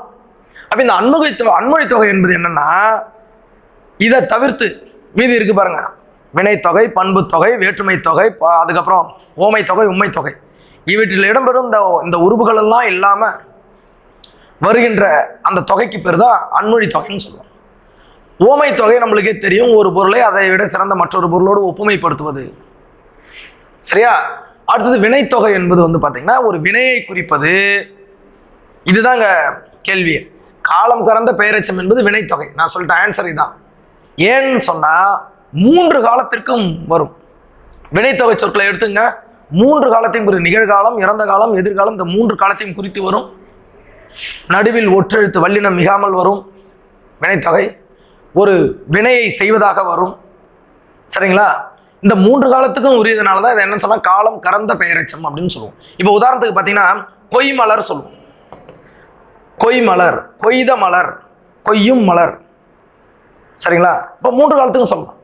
கொய்கின்ற மலர் சொல்லலாமே. அதே மாதிரி பார்த்தீங்கன்னா வளர்பிறை, வளர்ந்த பிறை, வளர்பிறை, வளர்கின்ற பிறை, வளரும் பிறை சொல்லலாம். அப்போ அந்த 3 காலத்துக்கும் உரியதாக வரதுனால காலம் கறந்த பெயரெச்சம் என்று வினைத்தொகையை அழைப்பாங்க. அப்போ வினைத்தொகையினுடைய வேறு பெயர் காலம் கறந்த பெயரெச்சம். சரிங்களா?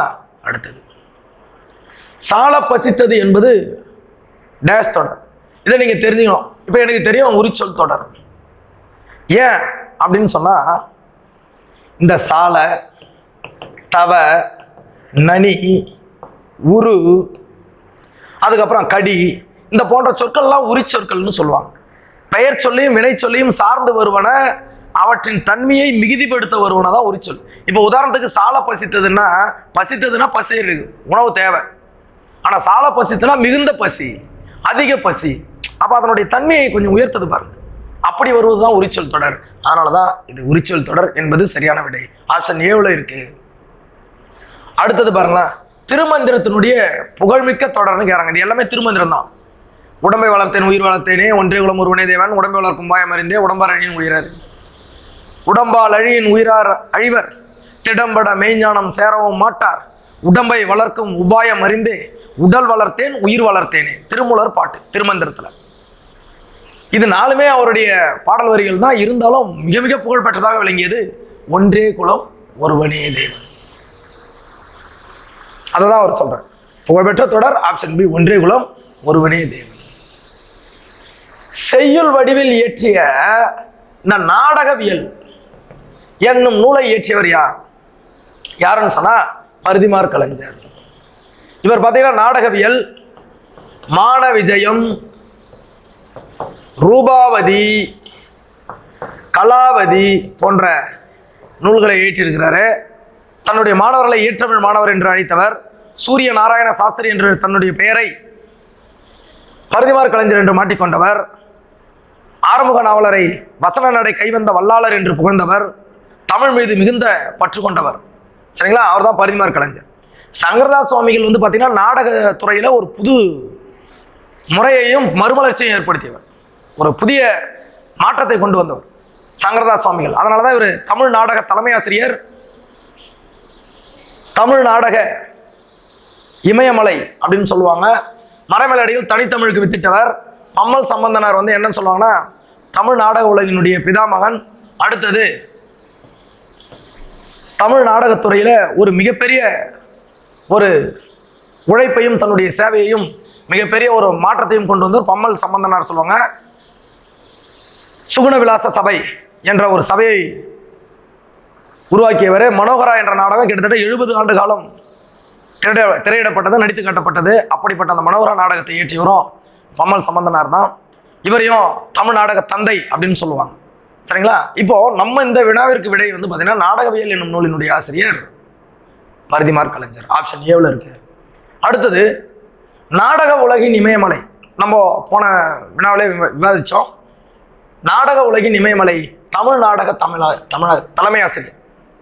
நாடக உலகின் இமயமலை தமிழ் நாடக தலைமை ஆசிரியர் என்று அழைக்கப்பட்டவர் யாருன்னு சொன்னா யாருங்க? நம்ம தான் பார்த்தோம், சங்கரதாஸ் சுவாமிகள். தமிழ் நாடகத்தில் அந்த கால நிர்ணயத்தையும் புதிய உத்திகளையும் ஏற்படுத்திய ஒரு மாமனிதர் சங்கரதாஸ் சுவாமிகள். அதனால தான் இவர் தலைமை ஆசிரியர் என்றும் இமயமலை என்றும் இங்கே அழைக்கிறாங்க. ஆப்ஷன் டி, சங்கரதாஸ் சுவாமிகள். அடுத்தது பாருங்க, பொறுத்துக. இது எந்த தன்மையில் பாருங்க? ஆகுபெயர். ஆகுபெயர்னா என்னன்னு தெரிஞ்சுக்கணும் நீங்க. ஒன்றன் இயற்பெயர் தன்னோடு தொடர்புடைய வேறொன்றுக்கும் பெயராகி வருவது. அதுதான் அங்க சொல்ல போறோம். ஊர் என்பது ஒரு இடம்.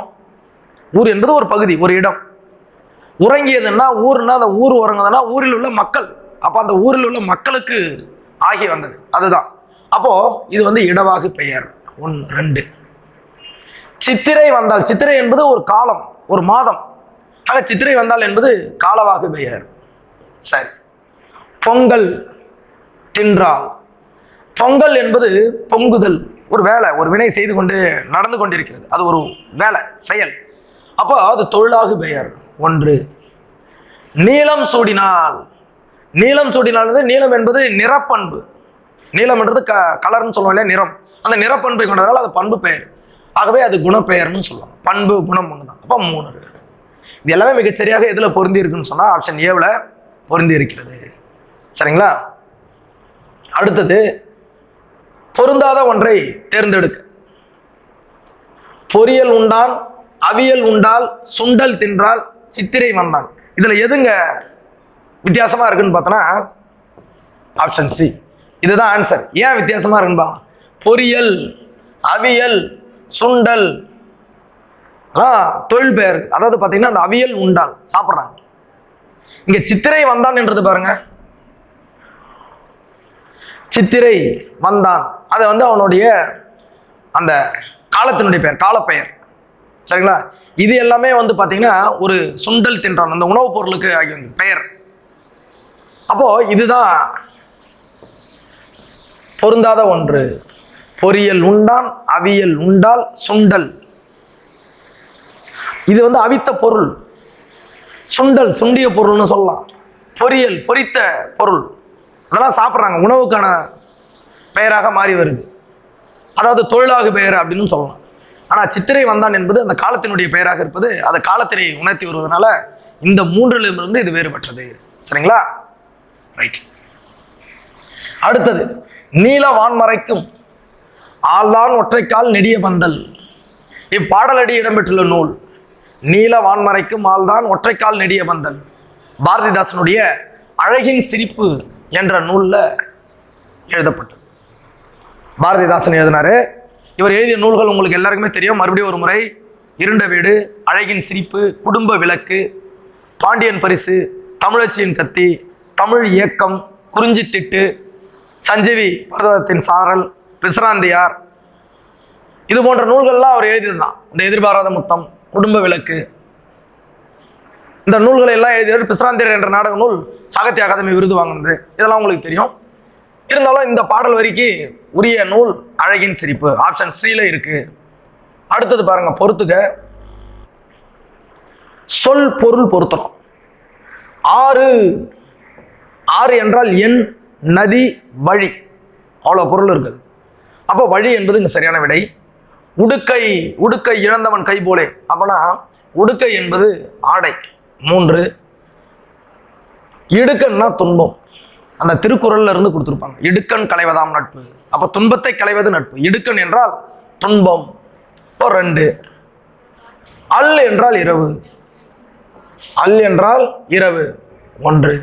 இப்போ இது எல்லாமே மிகச்சரியாக பொருந்தி இருக்கக்கூடிய விடை ஆப்ஷன் பியில் இருக்கு. 6 என்பது வழி, உடுக்கை என்பது ஆடை, இடுக்கண் என்பது துன்பம், அல் என்பது இரவு. சரிங்களா? ஆப்ஷன் பி என்பது இங்க சரியான விடை. 42. நந்தமிழை கற்று தமிழில் இலக்கண இலக்கியங்கள் ஏற்றி தமிழுக்கு மாபெரும் தொண்டாற்றியவர் யாருன்னு கேட்குறாங்க. வீரமாமுனிவர் தாங்க இதுல சரியானவர். ஏன்னு கேட்டீங்கன்னா, வீரமாமுனிவர் வந்து இத்தாலி நாட்டில் பிறந்து இங்கு வந்து தமிழ் கற்று தமிழின் முதல் அகராதி நூலான சதுரகராதி என்ற நூலை ஏற்றினார். 5 இலக்கண முறைகளை விளக்க தொன்னூல் விளக்கம்,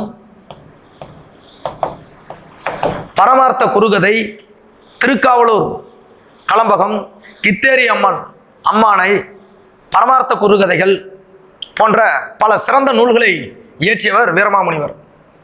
அதனால தான் நன்னமிழை கற்று தமிழ் இலக்கண இலக்கிய அந்த நூல்களை இயற்றி தமிழுக்கு மாபெரும் தொண்டாற்றியவர், வெளிநாட்டில் பிறந்து.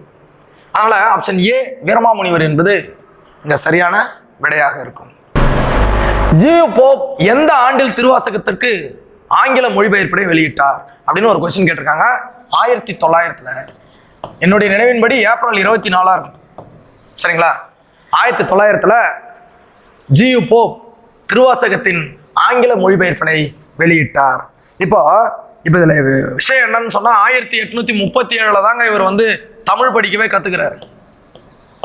தமிழ் படிக்க கற்றுக்கொண்ட ஆண்டு வந்து பாத்தீங்கன்னா 1837. அதுக்கப்புறம் தமிழ் படித்து கட்டு இருந்து 1900 இவர் திருவாசகத்தினுடைய ஆங்கில மொழிபெயர்ப்பினை வெளியிடுறார். அதே சமயத்துல 1893 நாலடியார மொழிபெயர்க்கிறார். இப்படி அரும்பணி செய்தவர் தான் ஜியு போப்பு. அவர் திருவாசகத்தை 1900 வெளியிட்டார். ஆப்ஷன் பில சரியான விடை இருக்கிறது. வல்லின மெய்களை ஊர்ந்த உகர எழுத்துக்களுக்கு முன் உயிர்மை எழுத்துக்கள் வந்தால் அது என்னன்னு கேட்குறாங்க. சரிங்களா? வல்லின மெய்களை ஊர்ந்த உகரம். வல்லின மெய்கள்னா என்னங்க? இக்கு, இச்சு, இட்டு, இத்து, இப்பு, இர்.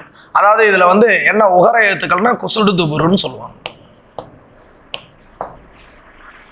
இந்த எழுத்துக்களுக்கு முன் உயிர்மை எழுத்துக்கள் வந்தால், இப்போ உதாரணத்துக்கு வந்து பாத்தீங்கன்னா அரசு, அழகுன்னு சொல்றோம்.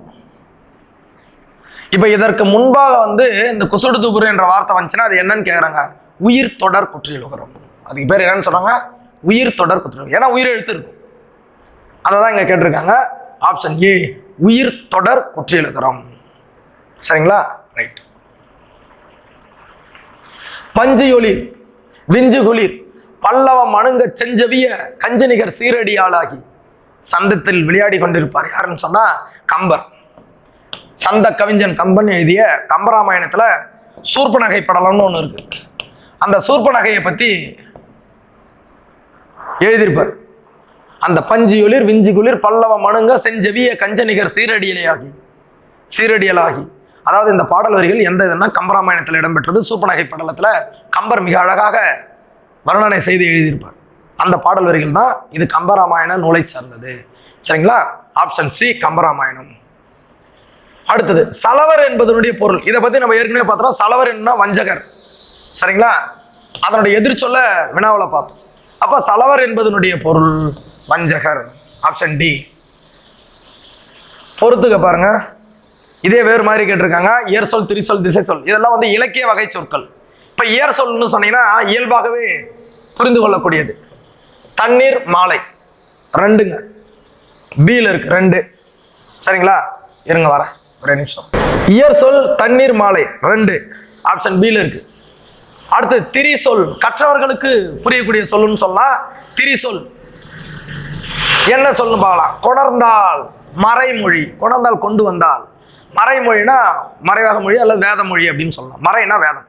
சரிங்களா? திரிசொல் 1. திசை சொல் ஒரு குறிப்பிட்ட பகுதியில் ஒரு குறிப்பிட்ட திசையில் ஒரு குறிப்பிட்ட நாட்டில் பேசப்படுவது. கேணி அந்தனர், கேணினா கிணறு, அந்தனர்னா நம்ம வேதம் ஓதுபவர்கள் அப்படின்னு சொல்லுவோம். வட சொல் என்பது ரோஜா பூஜை. பூஜைன்றது நம்ம வழிபாடுன்னு சொல்லுவோம்.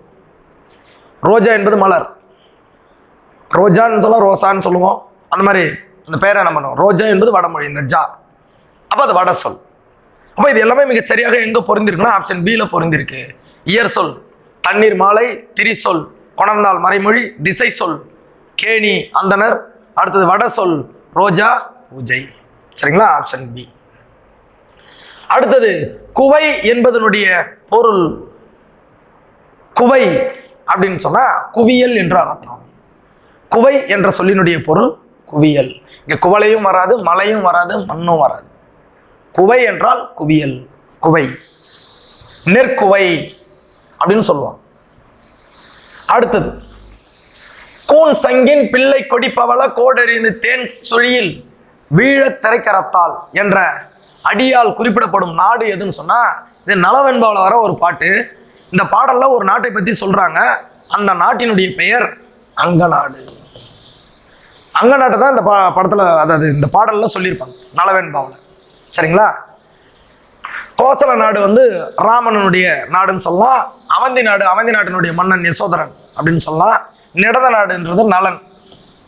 இந்த நாடுக்கு ஒரு இது சொல்றோம். அவந்தி நாடுனா யசோதரன் சொல்லுவாங்க. சரிங்களா? இப்போ வந்து கோசல நாடுக்கு ராமன் சொல்லலாம். கம்பராமாயணத்தில் சொல்றாங்க. கோசல நாட்டு அந்த பகுதியில் வரும், கம்பராமாயணத்தில் வரக்கூடிய பகுதி.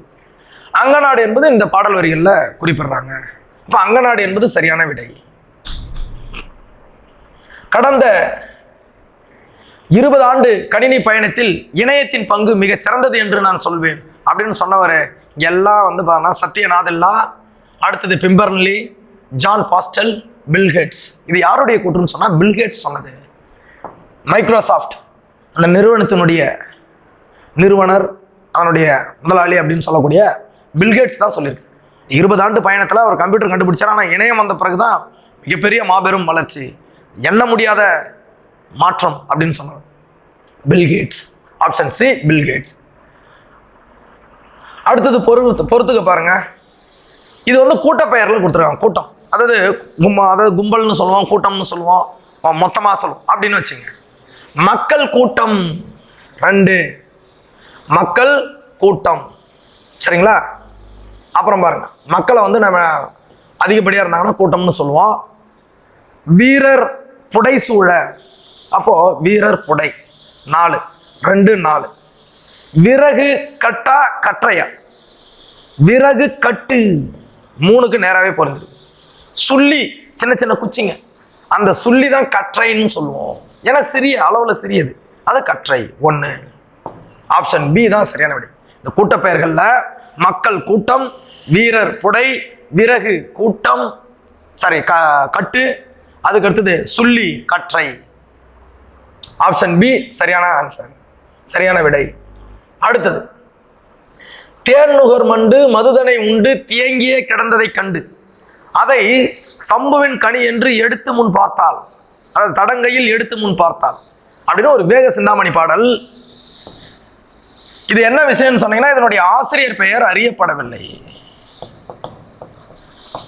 அறியப்படாத ஒரு நூல். இந்த வண்டுவன் நாவல் பழம்னு நினைக்கிறார்.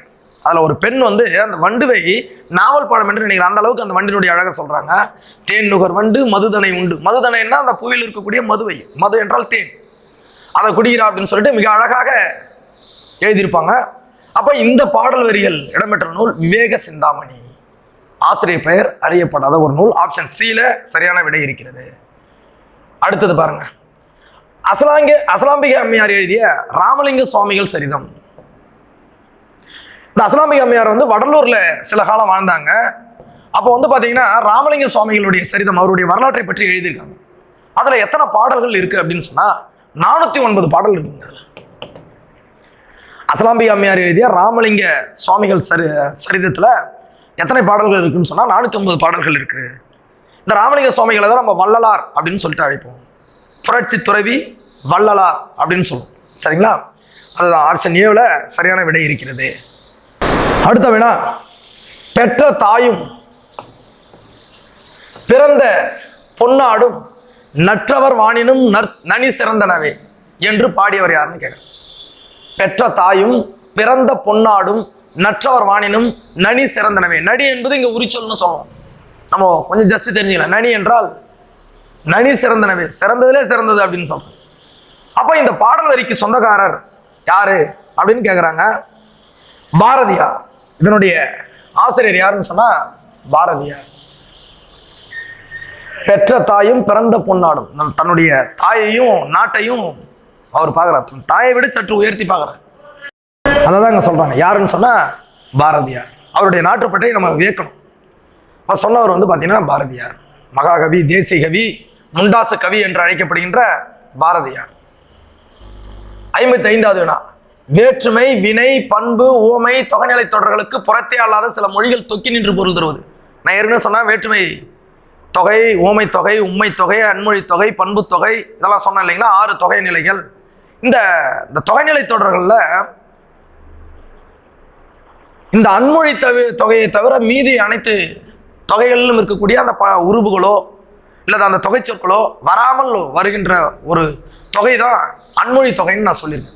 அதை தான் இங்க கேட்டிருக்காங்க, வேற மாதிரி கேட்டிருக்காங்க. வேற்றுமை வினை பண்பு ஓமை உண்மை, இந்த தொகை சொற்கள் அல்லாத சொற்கள் வருவதுதான், அல்லாத நிலையில் வருவதுதான் அன்மொழி தொகை. சிவப்பு சட்டை பேசினார் அப்படின்னு வரும். சிவப்பு சட்டை பேசினார், இதெல்லாம் அன்மொழி தொகை.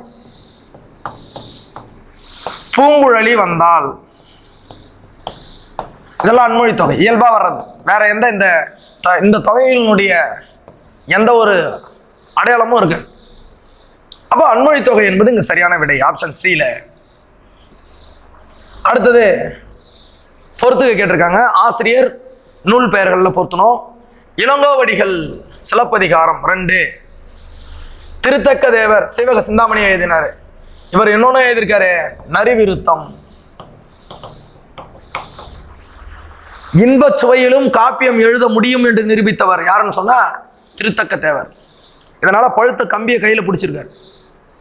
நான் உண்மையா அந்த இன்பச்சுவையை சுவைக்காமல் தான் எழுதணும்னு சொல்லிட்டு. அப்ப எவ்வளவு ஞானம் பாருங்க. மணநூல் என்று அழைக்கப்படுகிறது. சீவகனுடைய திருமணங்கள் 8 திருமணங்களை மிக அழகாக சொல்லியிருப்பார். அந்த சீவக சிந்தாமணி எழுதியவர் தான் திருத்தக்க தேவர். கம்பர் வந்து பாத்தீங்கன்னா கம்பராமாயணம் எழுதியிருக்காரு. திருவள்ளுவர் வந்து பாத்தீங்கன்னா திருக்குறளை எழுதியிருக்காரு. அப்போ திருத்தக்க தேவர் சீவக சிந்தாமணி, கம்பர் வந்து பாத்தீங்கன்னா கம்பராமாயணம், திருவள்ளுவர் திருக்குறள். ஆப்ஷன் பில சரியான விடைகள் சரியாக பொருத்தப்பட்டுள்ளது. ஆப்ஷன் பி என்பது இங்கு சரியான விடை. அடுத்தது பாருங்க, கீழ்காணும் கூற்றுகளில் வீரமாமுனிவர் பற்றிய தவறான கூற்றை எழுதுகிறது. வீரமாமுனிவர் பற்றிய தவறான, சரி, இயற்பெயர் கொண்டல்போபெஸ்கி, இது தவறு, எடுத்தோடனே தப்பு. ஏன்னு கேட்டா இத்தாலி,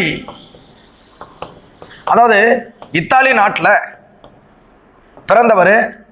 அதாவது அந்த நாட்டினுடைய பெயர் கேசுதி கிளியோன். இந்த நகரத்துல தான் பிறந்தார் கேசுதி கிளியோன். இது வந்து அவருடைய தந்தை பெயராக இருக்கலாம்,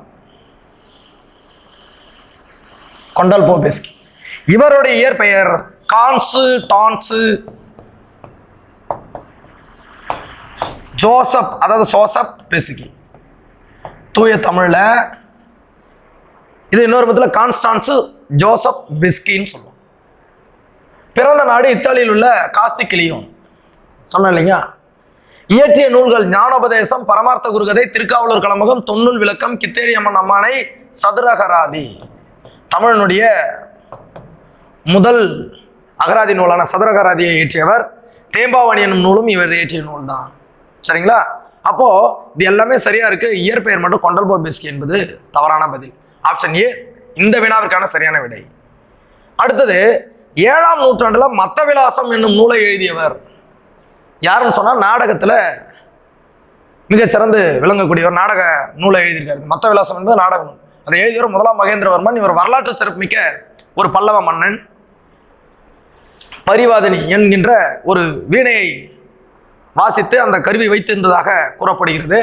அந்த 1ஆம் மகேந்திரவர்மன் இந்த மத்த விலாசத்தை எழுதுறதுனால தான் இவர் என்ன பேருன்னு சொல்றாங்கன்னா மத்த விலாசன் அப்படின்னு கூட சொல்லுவாங்க. குணபரன், சத்ருமல்லன், அவனிபாஜனன், அவனிபாஜன் அப்படின்னு கூட சொல்லுவாங்க. யாருன்னா 1ஆம் மகேந்திரவர்மனுடைய சிறப்பு பெயர்கள். ஒரு வரலாற்றில் மிக முக்கிய ஒரு மன்னராக விளங்கியவர். நாடக நூலை இயற்றியவர். மத்த விலாசம், அதனாலதான் மத்த விலாசம் அப்படின்னு சொல்றாங்க. சரிங்களா? இசையின் மீது ஆர்வம் கொண்டவர் மகேந்திரவர்மன். ஆப்ஷன் ஏ 1ஆம் மகேந்திரவர்மன் என்பது சரியான பதில்.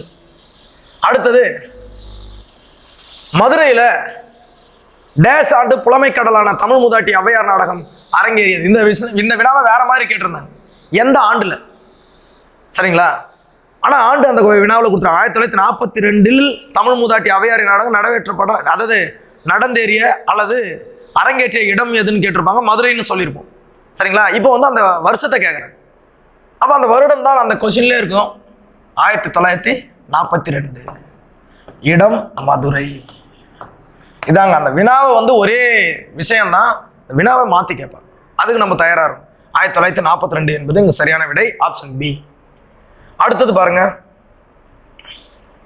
வறுவல் தின்றான். இதை பத்தி நம்ம படிச்சிருப்போம். வறுவல் வறுத்த உணவுப் பொருள், பொரியல் பொரித்த உணவுப் பொருள், அவியல் அவித்த உணவுப் பொருள். அப்போ இங்க வறுவல் என்பது வறுத்த உணவுக்கு ஆகி வந்தது. சரிங்களா? தொழிலாகும் வறுவல். ஏன்னா இங்க அல் என்ற விகுதி சேர்ந்திருக்கு. அல்லு, தள்ளு, கை, இது மூன்றும் இருந்துச்சுன்னா அது தொழில் பெயர்னு சொல்லுவோம். அதனால வறுவல் தின்றான் என்பது தொழிலாகு பெயர். அது வறுவலை குறிக்கவில்லை, அந்த வறுத்த பொருளுக்காகி வந்தது. இப்ப தொழிலாகு பெயர். சரிங்களா? அடுத்தது பாருங்க, குருநிலை, தவநிலை, துறவி நிலை, நியம நிலை, காட்சி நிலை, தியான நிலை, சமாதி நிலை என பல்வேறு பொருள் தரும் வகையில் பாடல்கள் பல இயற்றி தமிழுக்கு தொண்டாற்றியவர் யாருன்னு கேட்குறாங்க. குணங்குடி மஸ்தான் சாஹிப். குணங்குடி மஸ்தான் சாஹிப் இவர் தான் குருநிலை, தவநிலை, துறவு நிலை, நியம நிலை, காட்சி நிலை, தியான நிலை, சமாதி நிலை என பொருள் தரும் வகையில் பல பாடல்களை இயற்றி தமிழுக்கு தொண்டாற்றியவர் யாருன்னு சொன்னா குணங்குடி மஸ்தான் சாஹிப். இந்த வினாவை பற்றியும் நம்ம ஏற்கனவே பார்த்துருப்போம். குணங்குடி மஸ்தான் சாஹிப்பை பற்றியும் நம்ம பார்த்துருப்போம். சரிங்களா? ரைட். அடுத்தது 62 ஜியோ போப் 1858 டேஷ் சென்று பள்ளி ஒன்றை தொடங்கி அதன் ஆசிரியராகவும் பணியாற்றினார். எங்க சென்று அங்க ஒரு பள்ளியை தொடங்கி தமிழ் பணியாற்றினார் அப்படின்னு சொல்றாங்க. அங்க ஒரு டீச்சராகவும் இருந்தாருன்னு சொல்றாங்க. யாருன்னு சொன்னா ஜியோ போப்பை பத்தி சொல்றாங்க. எந்த ஊருக்கு சென்றார்? அதுதாங்க வினா. உதகமண்டலம். உதகமண்டலத்துல தான் அவர் உதகமண்டலம்னா நம்ம அந்த ஊட்டி அந்த பகுதி சொல்லுவோம் இல்லையா, அதுதான் நீலகிரி மாவட்டத்தில். அப்போ அந்த உதகமண்டலத்தில் தான் பள்ளி ஒன்றினை தொடங்கி அதனுடைய ஆசிரியராகவும் இருந்தார். யாருன்னு சொன்னா ஜியு போப். சரிங்களா? சரி. அடுத்தது பாருங்க, பொறுத்துக. இந்த குற்றிய லுகரத்தினுடைய வகைகளை சொல்லியிருக்காங்க. ஏற்கனவே நம்ம 6 வகை சொல்லியிருந்திருப்போம். தெரிந்ததுல தெரியாததுக்கு போகலாம். அக்கு வந்திருக்குது. அப்போ கண்டிப்பா இது ஆயுத தொடர். பிக்கு 3 எங்க இருக்கு பாருங்க, ஆப்ஷன் சில இருக்கு. அடுத்தது பார்ப்போம். ஆயுத தொடர் 3. சரி, பிக்கு 3. அடுத்தது பாருங்க, இந்த குற்றியலுகிற குசுடு துபுரு இந்த எழுத்துக்களுக்கு முன்னால் நெடில் எழுத்துக்கள் வருது. அப்ப நாகு காசு என்பது நெடில் தொடர். 4. அப்போ 1க்கு 4. 2 விஷயம் நம்மளுக்கு தெரிஞ்சிச்சு. மூன்றாவது பாருங்க, இங்க பாருங்க, இச்சு இக்கு, இக்கு இச்சு இட்டு இத்து இப்பு இரு, கசட தபர வல்லினம்னு சொல்றோம் இல்லையா? அப்போ இது வன் தொடர். 4க்கு 1. மீதி பாருங்க, நம்ம அந்த அழகு அரசுன்னு சொல்ல மாட்டோம். இந்த குற்றியலுகர சொற்களுக்கு முன்னால் இந்த உயிர்மை எழுத்துக்கள் வரும். இரு குட்டல் ஊ, அந்த உகரம் ஏறி வருது மெய்யெழுத்து தொடர். அதனால இது என்ன தொடர்னா உயிர் தொடர் குற்றியலுகரம் 2. அப்ப இது மிக சரியாக பொருந்தி இருப்பது 4, 3, 2, 1 ஆப்ஷன் சில. ஆப்ஷன் சி என்பது சரியான விடை. அடுத்தது பாருங்க, மிக எளிமையான ஒரு வினா. உழைத்து பிழை என்ன வகை தொடர்னு கேட்கிறாங்க. ஒரு செய்தியை குறிப்பதாக இருந்தால் செய்தி தொடர், கட்டளையிடுவது போன்று வந்தால் கட்டளை தொடர், விளைவு தொடர்ல பல வகைகள் அடங்கும். வேண்டுதல், விளைவு அப்படின்னு சொல்லுவோம், வாழ்த்துதல் இதெல்லாம் சொல்லுவோம். அந்த மாதிரி தொடரா, வாழ்த்துற மாதிரி, வேண்டுதல் மாதிரி, அந்த மாதிரி இருந்தா அதை பார்க்குறோம். எதிர்மறைனா படித்திலன், எழுதிலன், எழுதாத, அதாவது நடக்காத ஒரு விஷயம் இல்லை செய்யாத ஒரு விஷயம் எதிர்மறையான சொல், அதுதான் அங்கே எதிர்மறைன்னு சொல்றோம். இப்போ உழைத்து பிழை என்பது கட்டளை. உழைத்து பிழை, நாளை வா, இன்று போ அப்படின்னு சொல்றோம் இல்லையா? இதெல்லாம் கட்டளைகள். கட்டளை இடுவது போல ஏவல் அப்படின்னு சொல்றோம். ஒரு விஷயத்தை செய்யுமாறு ஏவுவது கட்டளை இடுவது. சரிங்களா? அப்போ ஆப்ஷன் பி கட்டளை தொடர். அடுத்தது, கீழ்காண்பவற்றுள் தவறான ஒன்றை தேர்ந்தெடுக்குன்னு சொல்லியிருக்காங்க பூதஞ்சேந்தனார். இனியவை 40 ஆசிரியர் என்னென்னலாம் நல்லது செய்யணும், எதெல்லாம் செய்தால் நல்லது, இனிமை தரும், மகிழ்வை தரும் அப்படின்னு சொல்றாங்க. அப்போ இனியவை 40ன்னு சொன்னா 40 பாடல்கள் இருக்கு. சரி, பார்க்கலாம். பிறந்த ஊர் மதுரை, சரி. இவர் மதுரை தமிழாசிரியர் மகன், சரி. இவருடைய நூற்றாண்டு பொது ஆண்டு, இந்த கிபின்றது தான் இப்போ பொது ஆண்டுன்னு சொல்லியிருப்பாங்க. பொது ஆண்டு 2ஆம் நூற்றாண்டு, சரி. இனியவை 40 18 கீழ்கணக்கு நூல்களுள் 1, கரெக்டு. 18 கீழ்கணக்குனா 18 நூல்களில் 1. அதுல 11 நூல்கள் அறநூல்கள். இதை படிச்சுக்கணும் நீங்க. நன்மை தரும் இனிய கருத்துக்கள் கொண்ட 40 பாடல்களை கொண்டது. அதனாலதான் இது இனியவை 40. சரிங்களா? அதுவும் சரி. அப்போ இது எல்லாமே கரெக்டாக இருக்கும்போது ஆப்ஷன் டியில் என்ன சொல்லுங்கன்னா இவற்றில் எதுவும் இல்லை, ஏன்னா தவறான ஒன்று இதில் எதுவும் இல்லைன்னு கொடுத்துருக்காங்க. அப்போ இதுதான் ஆன்சரு. சரிங்களா? இது வந்து ஒரு மாடலுக்காக கொடுத்துருக்கோம். இருந்தாலும் இந்த மாதிரி வினாவை வந்து தேர்வில் கொஞ்சம் அவாய்ட் பண்ணணும் அப்படின்னு சொல்லியிருக்காங்க. இருந்தாலும் இப்படியும் கேட்கலாம், இவற்றுள் எதுவும் இல்லை இப்படியும் கேட்டால் நீங்கள் எழுதணும். சரிங்களா? எல்லாமே சரியாக தான் கொடுத்துருக்காங்க. ஆப்ஷன் டி தான் இங்கே சரியான விடை. அடுத்தது, தான் நாளை வருவதாக பூவிழி கூறினார். சரிங்களா? இது எவ்வகை வாக்கியம்? கண்டிப்பா நான் சொல்லலை.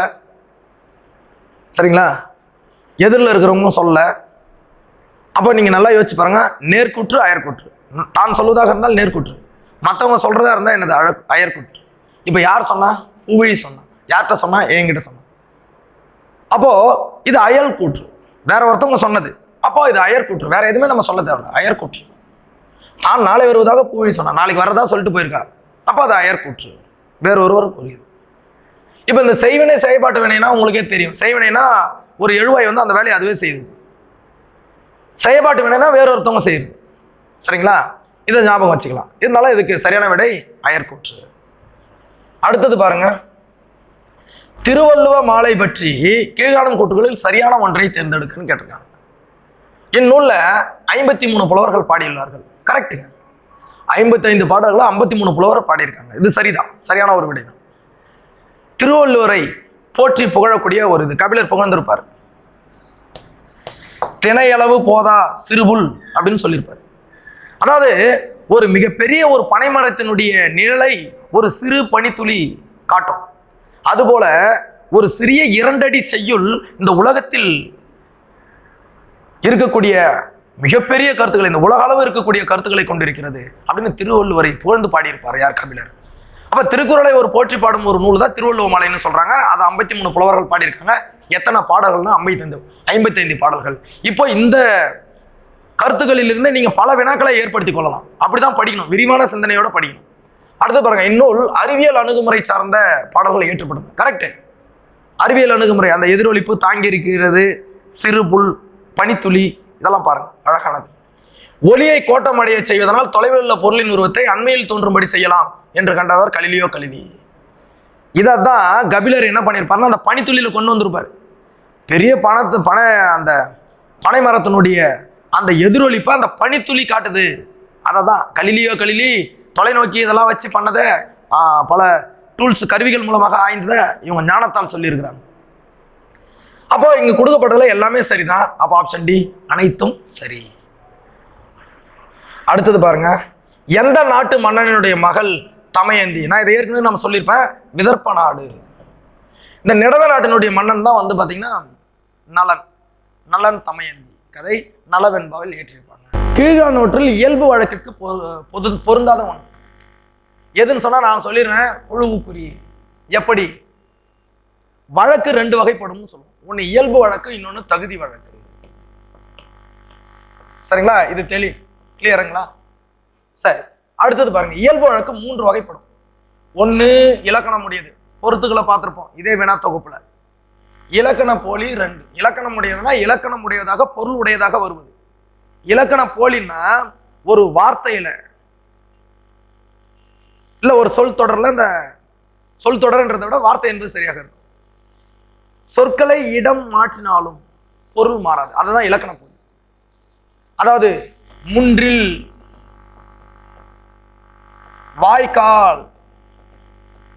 வாய்க்கால் கால்வாய், முன்றில் இல்முன் திண்ண, அதுக்கு சொல்லும். புறநகர் நகர்ப்புறம், கிளை நுனி கிளை, பொருள் மாறாது, அதான் இலக்கணம் முடியும். மறுவும் நான் ஏற்கனவே சொல்லியிருக்கேன், ஒரு சொற்றொடர்ல அது சொற்களில் உள்ள எழுத்துக்கள் திரிந்தோ பிறழ்ந்தோ அல்லது நீங்கியோ அல்லது சிதைந்தோ வருகின்ற சொற்கள் தான் மருவு சொற்கள். சோழ நாடு, சோநாடு, தஞ்சை, கோவை, திருச்சி, அதுக்கப்புறம் நாகை, இதெல்லாம் மருவு சொற்கள். இதுல குழுவுக்குறி வேற. ஏன்னா இந்த இயல்பு வழக்கினுடைய 3 வகைகள் தான் இலக்கணம் உடையது, இலக்கண போலி, மருவு. இந்த குழுவுக்குறி என்பது தகுதி வழக்குன்னு சொன்னா இல்லையா, இதனுடைய வகைகள். குழுவுக்குறி 1, மங்களம் 2, 3வது இடக்கரடக்கல். இந்த 3ம் தகுதி வழக்கு. அப்போ இயல்பு வழக்குல 3 வகை கொடுத்துருக்காங்க, குழுவுக்குறி வந்து பாத்தீங்கன்னா தகுதி வழக்குல வந்துடும். அதனாலதான் இது பொருந்தாதது. சரிங்களா? ஆப்ஷன் டில இருக்கு. அடுத்தது பாருங்க, பொருந்தாத ஒன்றை தேர்ந்தெடுக்க தாவர உறுப்பு பெயர்கள். அதாவது இதுல மரபு சொற்களை நம்ம பார்க்கணும், மரபு நிலை, அந்த மரபை பார்க்கணும். ஈச்ச ஓலை சரி, சோளத்தட்டை கம்பந்தட்டை சரி, கமுக கூந்தல், கமுகுன்னா பாக்குன்னு சொல்லுவோம், அதனுடைய இலைக்கு பேர் வந்து கூந்தல்னு சொல்லுவாங்க, இதுவும் சரி. ஆனால் பனை இலைன்னு கொடுத்துருக்காங்க, பனை ஓலைன்னு தானே வரணும். அப்ப இது தவறு. பொருந்தாத ஒன்று எதுன்னு சொன்னா பனை இலை. தென்னை பனை இதெல்லாம் நம்ம ஓலைன்னு தான் சொல்லுவோம். சரிங்களா? அதே மாதிரி நெல்லினுடைய இலைக்கு வந்து தாள்னு சொல்லுவோம்.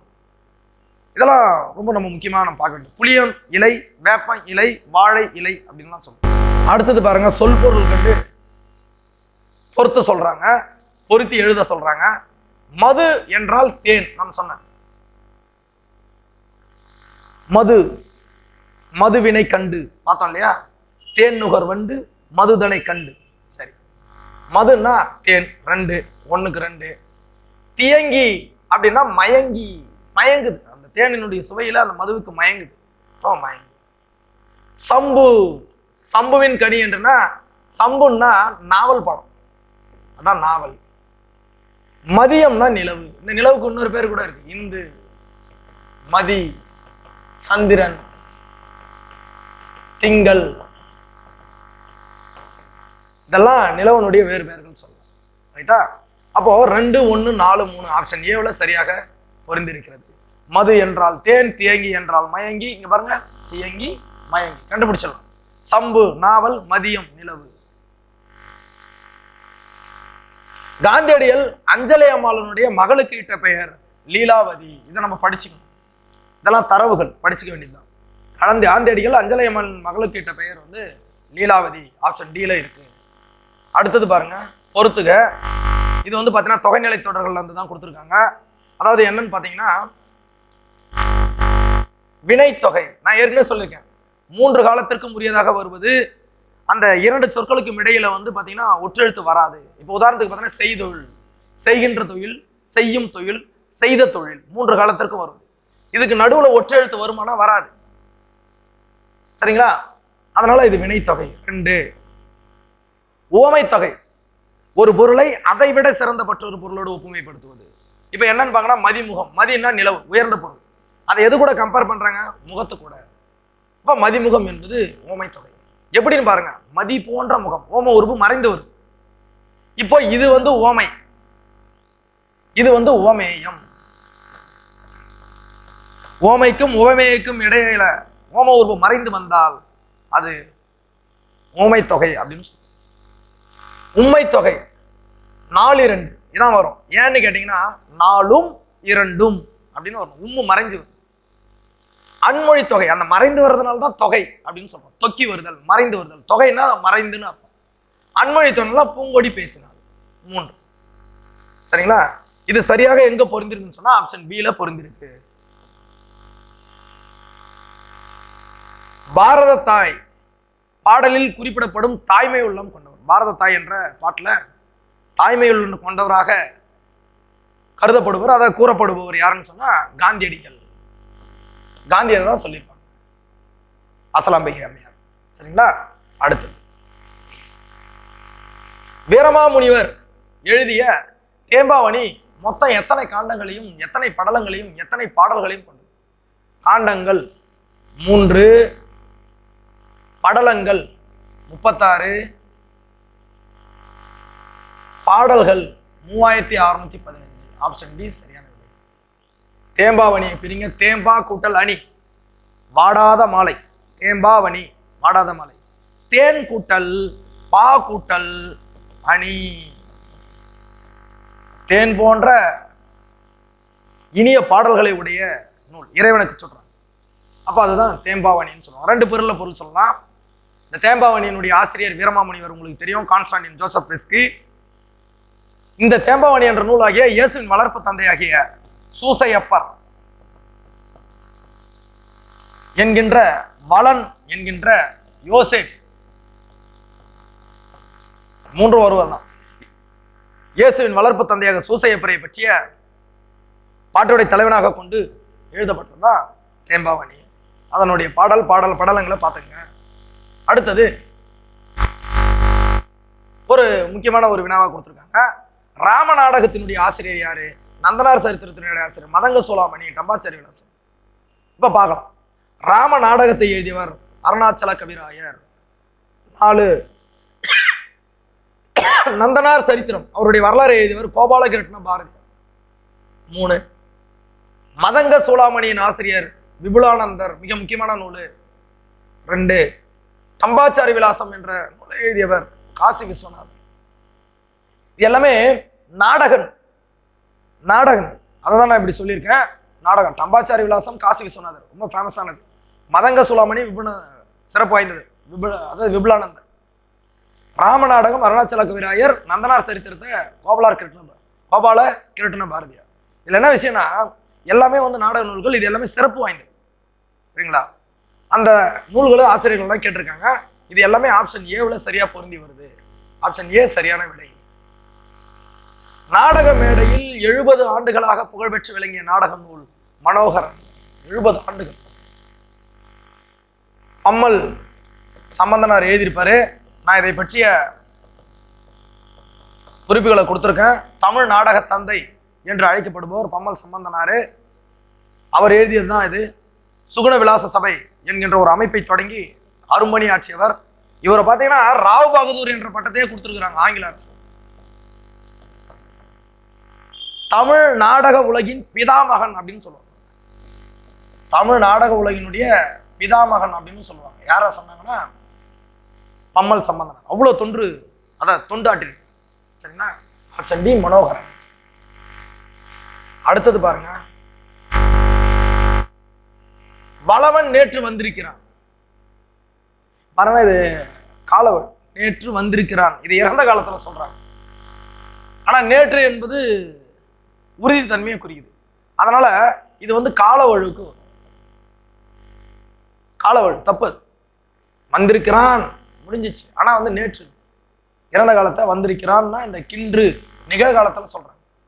நேற்று வந்திருக்கின்றான், கின்றுன்றது நிகழ்காலம். அதனால இது காலவழு. 3 கண்ணன் படித்தால், இவன் ஆணு இது பெண்ணு. அப்போ இது வந்து திணை வழு, அதாவது பாத்தீங்கன்னா பால்வழு. பால்வழுல திணையில உயர்திணை, உயர்திணையில ஆண்பால் பெண்பால் பலர்பால் வருது, அங்க அதுல பால்வழு, ஆண்பாலை பெண்பாலாக சொல்லியிருக்காங்க. புலவர் வந்தார்கள், ஒரு புலவர் தான், ஆனா வந்தார்கள்னு கொடுத்துருக்காங்க, பன்மையில கொடுத்துருக்காங்க. அப்ப இது எண்வழு, ஒருமை பன்மை பிரச்சனை. 2 மயில் கூவ குயில் அகவியது அப்படின்னா மயில் அகவ குயில் கூவியது, இப்படிதான் வரணும். இப்ப இது மரபு பிழை, அப்ப இது மரபு வழு, 4க்கு 1. சரிங்களா? அப்போ சரியா பொருந்தி இருக்கிறது ஆப்ஷன் ஏ. வழு என்றால் இலக்கண முறைப்படி இல்லாமல் இலக்கண பிழையாக பேசுவதும் எழுதுவதும் தான் வழுன்னு சொல்லுவோம். வழா நிலைனா இலக்கண பிழையின்றி எழுதுவதும் பேசுவதும், இதான் ஞாபகம் வச்சு. அடுத்தது பாருங்க, கீழ்காணும் கூற்றுகளில் கம்பரை பற்றிய தவறான கூற்று இருந்தா தேர்ந்தெடுக்க சொல்றேன். கம்பர் பிறந்த ஊர் நாகை மாவட்டம் வேதாரண்யம் என்னும் ஊர். சரி.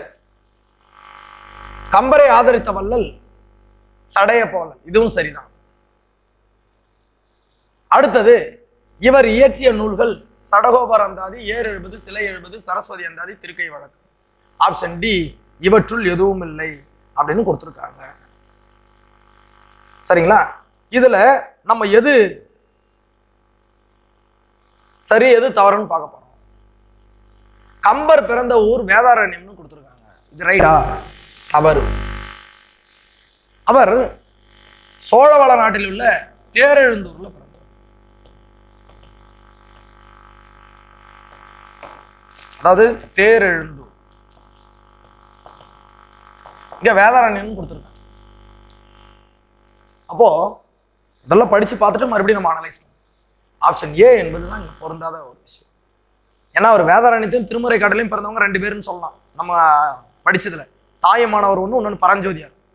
இப்போ இவர் வந்து பாத்தீங்கன்னா சோழவள நாட்டுல தேரெழுந்தூர்ல பிறந்தவர் தான் கம்பர். அப்போ ஆப்ஷன் ஏ வந்து தவறா இருக்கு. ஆப்ஷன் ஏ இங்க தவறான ஒரு விஷயம். ரைட். அடுத்தது 80 பாருங்க. பேதையார், பேதையார்னா முட்டாள். இந்த முட்டாளுடைய நட்பு நீ தேய்பிரை மாதிரி தேஞ்சினே வருவ, உன்னுடைய அறிவு குன்றிக்கிட்டே வரும். அதுதான் அங்க சொல்றாங்க, தேய்பிரை போன்றது. 4 பண்புடையாளர் தொடர்பு. நவில்தோறும் நூல் நயம் போலும் பண்புடையாடல் தொடர்பு ஒரு திருக்குறள் படிச்சிருப்போம். அப்போ பண்புடையாடல் தொடர்பு வந்து பாத்தீங்கன்னா பண்புடையாளருடைய தொடர்பு, பண்புடையாளர் அவருடைய தொடர்பு நூல் நயம் போன்றது, நவில்தோறும் படிக்கின்ற நூலை போன்றது. நல்ல விஷயங்களை தெரிஞ்சுக்கலாம். பண்புடையாடல் தொடர்பு வளர்ந்துட்டு வரும். அப்போ 3, அப்ப 4 3 இங்க இருக்கு.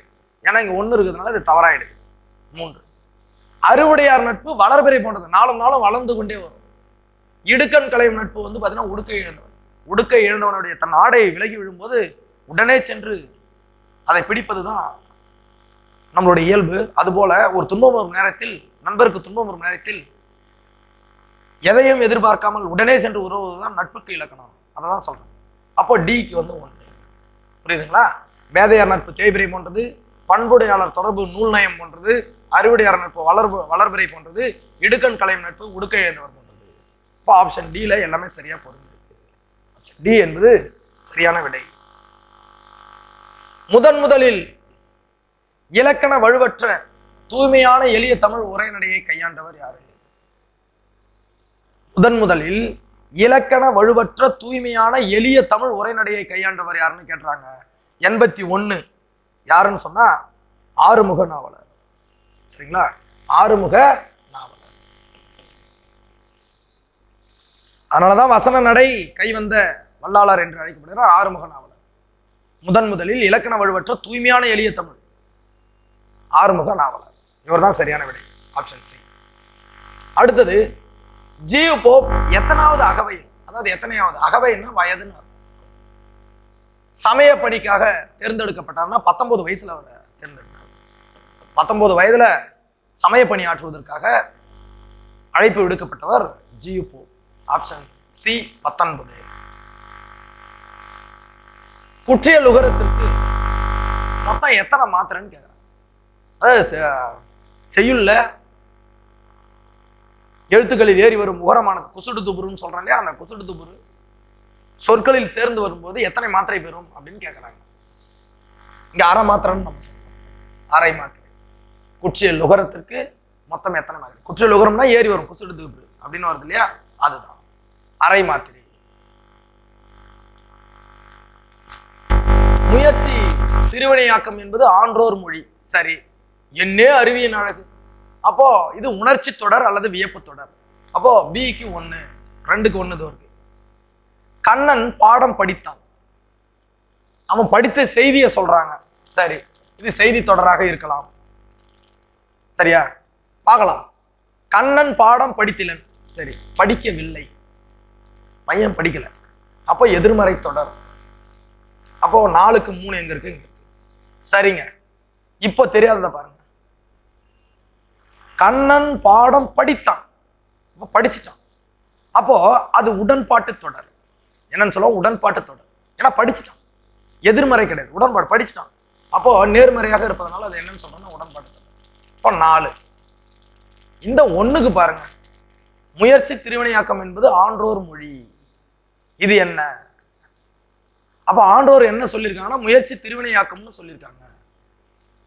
அப்போ 2. சரிங்களா, அதுதான் நான் வந்து தெளிவா படிச்சு பார்த்துட்டு சொல்லணும்னு சொல்றேன். இப்ப பாருங்க, முதல்ல இருந்து பார்க்கலாம். பாருங்க, ஏன்னா இது வந்து ஒரு குழப்பத்தை விளைவிக்கக்கூடிய. கண்ணன் பாடம் படித்திலன், படிக்கல, எதிர்மறை. 3. என்னே அறிவியின் அழகு, உணர்ச்சி தொடர். 2, 1. சரிங்களா, 2க்கு 1. கண்ணன் பாடம் படித்தான், இது செய்தி மாதிரியும் வரும், 2வது உடன்பாட்டு தொடராகவும் வரும். அதனால நம்ம கொஞ்சம் கவனமா படிக்கணும். அதனாலதான் திரும்ப சொல்றேன், கண்ணன் பாடம் படித்தான் என்பது உடன்பாட்டு தொடர், படிச்சுட்டான், நேர்மறை. அதனால இது 4. இப்போ பாருங்க, முயற்சி திருவினையாக்கம் என்பது ஆன்றோர் மொழி. ஆன்றோர் வந்து என்ன சொன்னா முயற்சி திருவினையாக்கம்னு சொல்லியிருக்காங்க, செய்தி. அப்போ 2. அப்போ 1க்கு 2. இது தெரிவு பில இருக்கிறது. அதனால ஆப்ஷன் பி. அடுத்தது, குழவி என்பதனுடைய பொருள். குழவினா குழந்தை, குழந்தை. இது எதுவுமே கிடையாது. மானா வண்டு, மது கல்லுன்னா தேனு, குருவி என்பது பறவை. அப்ப கிடையாது.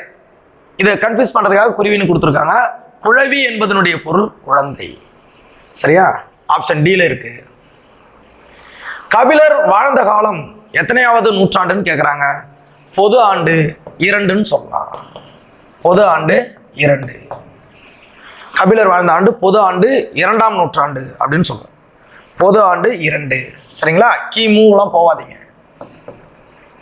இப்போ 2ஆம் நூற்றாண்டை சேர்ந்தவர் தான் கபிலர், சங்ககால புலவர்.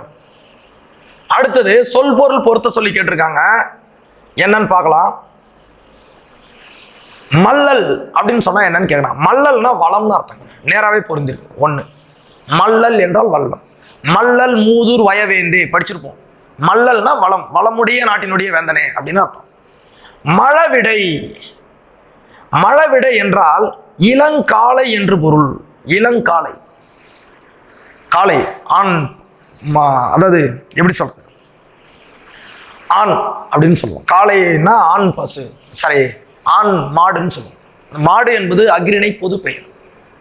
பசுவும் காளையும் சேர்ந்து மேய்ந்துட்டு கொண்டிருந்தால் அது என்னன்னா மாடுன்னு சொல்லுவோம். மாடு என்பது அக்ரிணை பொது பெயர், ஆணையும் குறிக்கும், பெண்ணையும் குறிக்கும். இங்க மழவிடை என்பது இளங்காலை இனத்தை குறிக்கும்.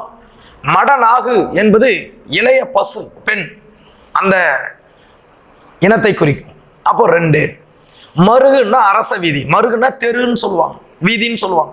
இங்க எதை குறிக்குதுன்னா அரச வீதியை குறிக்குது. அப்போ தெரிவு பியில இருக்கக்கூடியது சரியாக பொருந்தி இருக்கிறது. மல்லல் வளம், மழவிடை இளங்காலை, மடநாகு இளைய பசு, மருகுன்னா அரச வீதி. சரிங்களா, அடுத்தது, கீழ்காண்பவற்றுள் பொருந்தாத ஒன்றை தேர்ந்தெடு. இலக்கண போலி. இலக்கண போலி கொடுத்துருக்காங்க, அதுல பொருந்தாதது. இலக்கண போலின்னா நம்ம ஏற்கனவே நிறைய டைம்ல பார்த்துட்டோம். சொல் இடம் மாறினாலும் பொருள் மாறாது. இப்ப பாருங்க, புறநகர், நகர்ப்புறம், இது சரி. வாய்க்கால், கால்வாய். நகர்ப்புறம், புறநகர், இது ஓகே. நுனி கொம்பு, கொம்பு நுனி.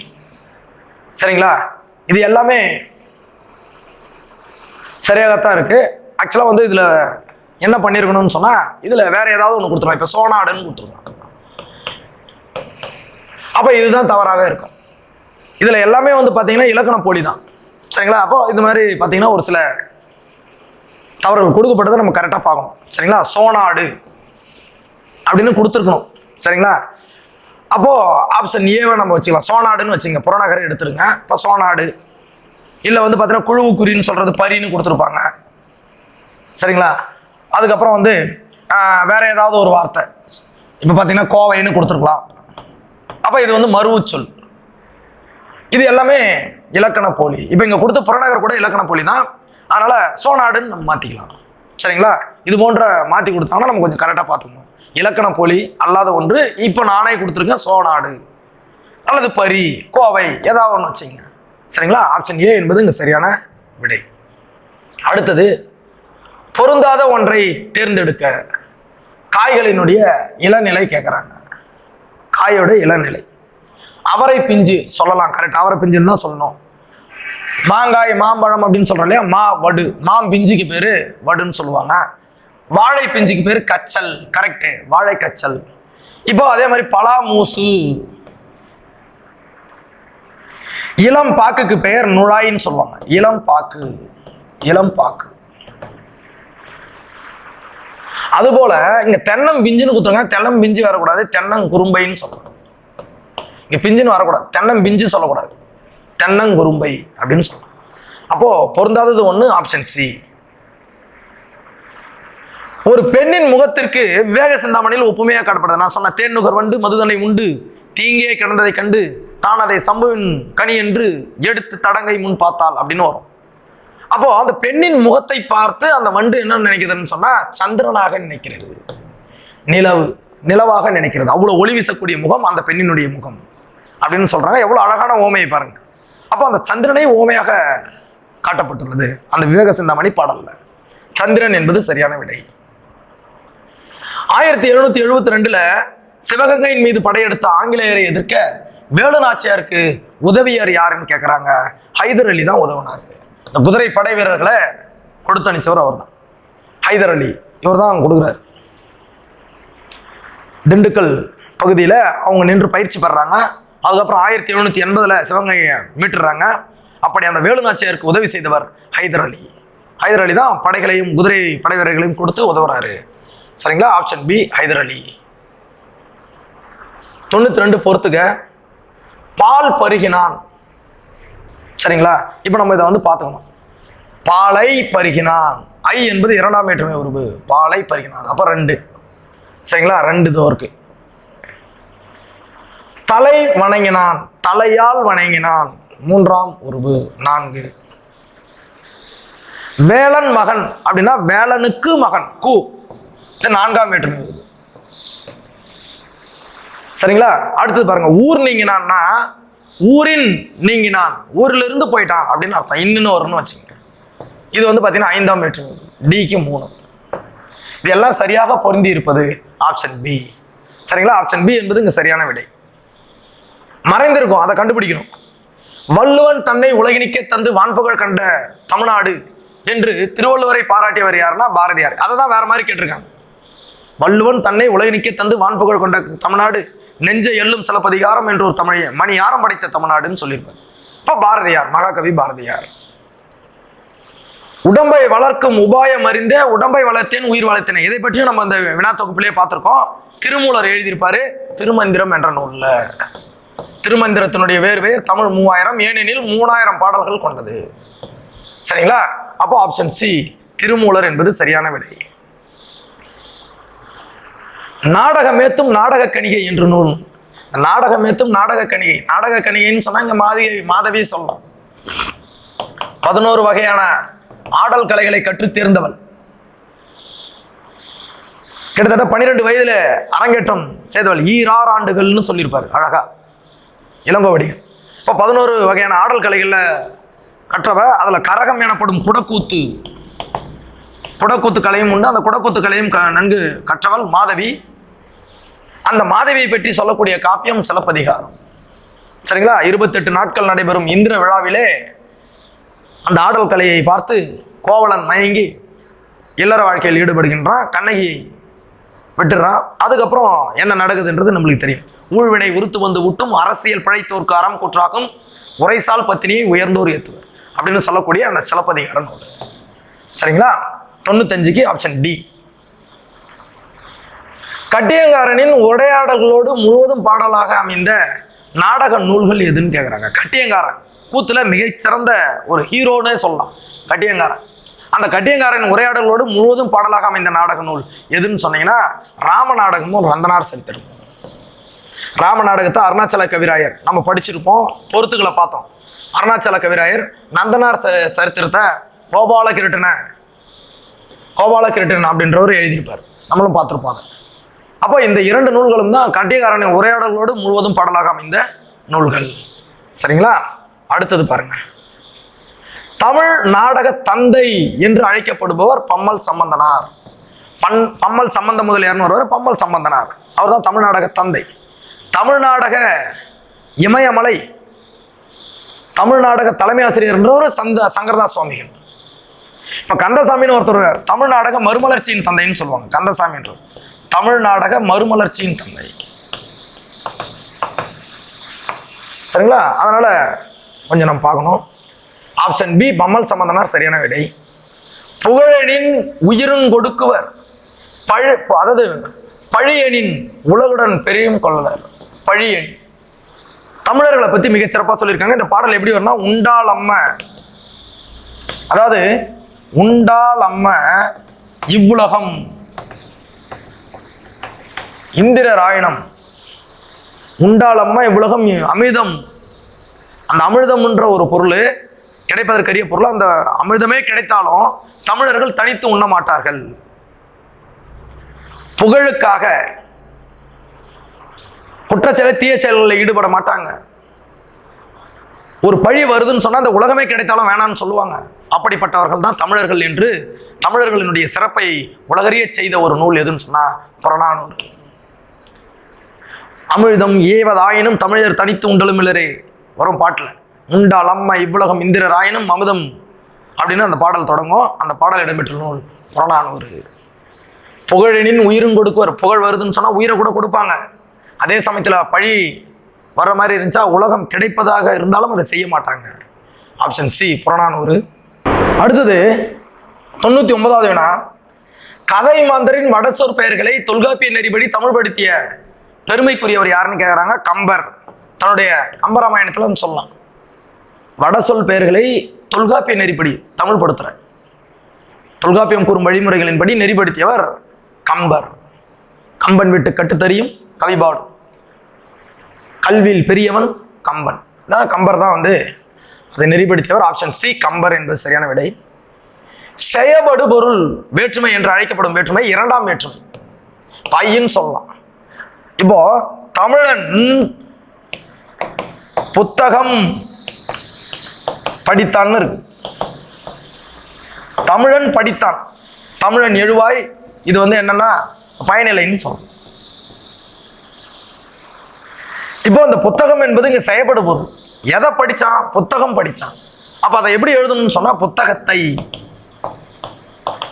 அப்போ இந்த செயப்படு பொருளை சார்ந்து வருவதனால, செயப்படு பொருளை வேறுபடுத்துவதால, முக்கியப்படுத்துவதனால செயப்படு பொருள் வேற்றுமை என்று அழைக்கப்படும். எந்த வேற்றுமைனா 2ஆம் வேற்றுமை ஐ என்ற உருமை பெற்ற நூல். சரியா? உரிமை பெற்றது. அப்போ செயப்படு பொருள் வேற்றுமை என்று அழைக்கப்படும் வேற்றுமை 2ஆம் வேற்றுமை. சரிங்களா?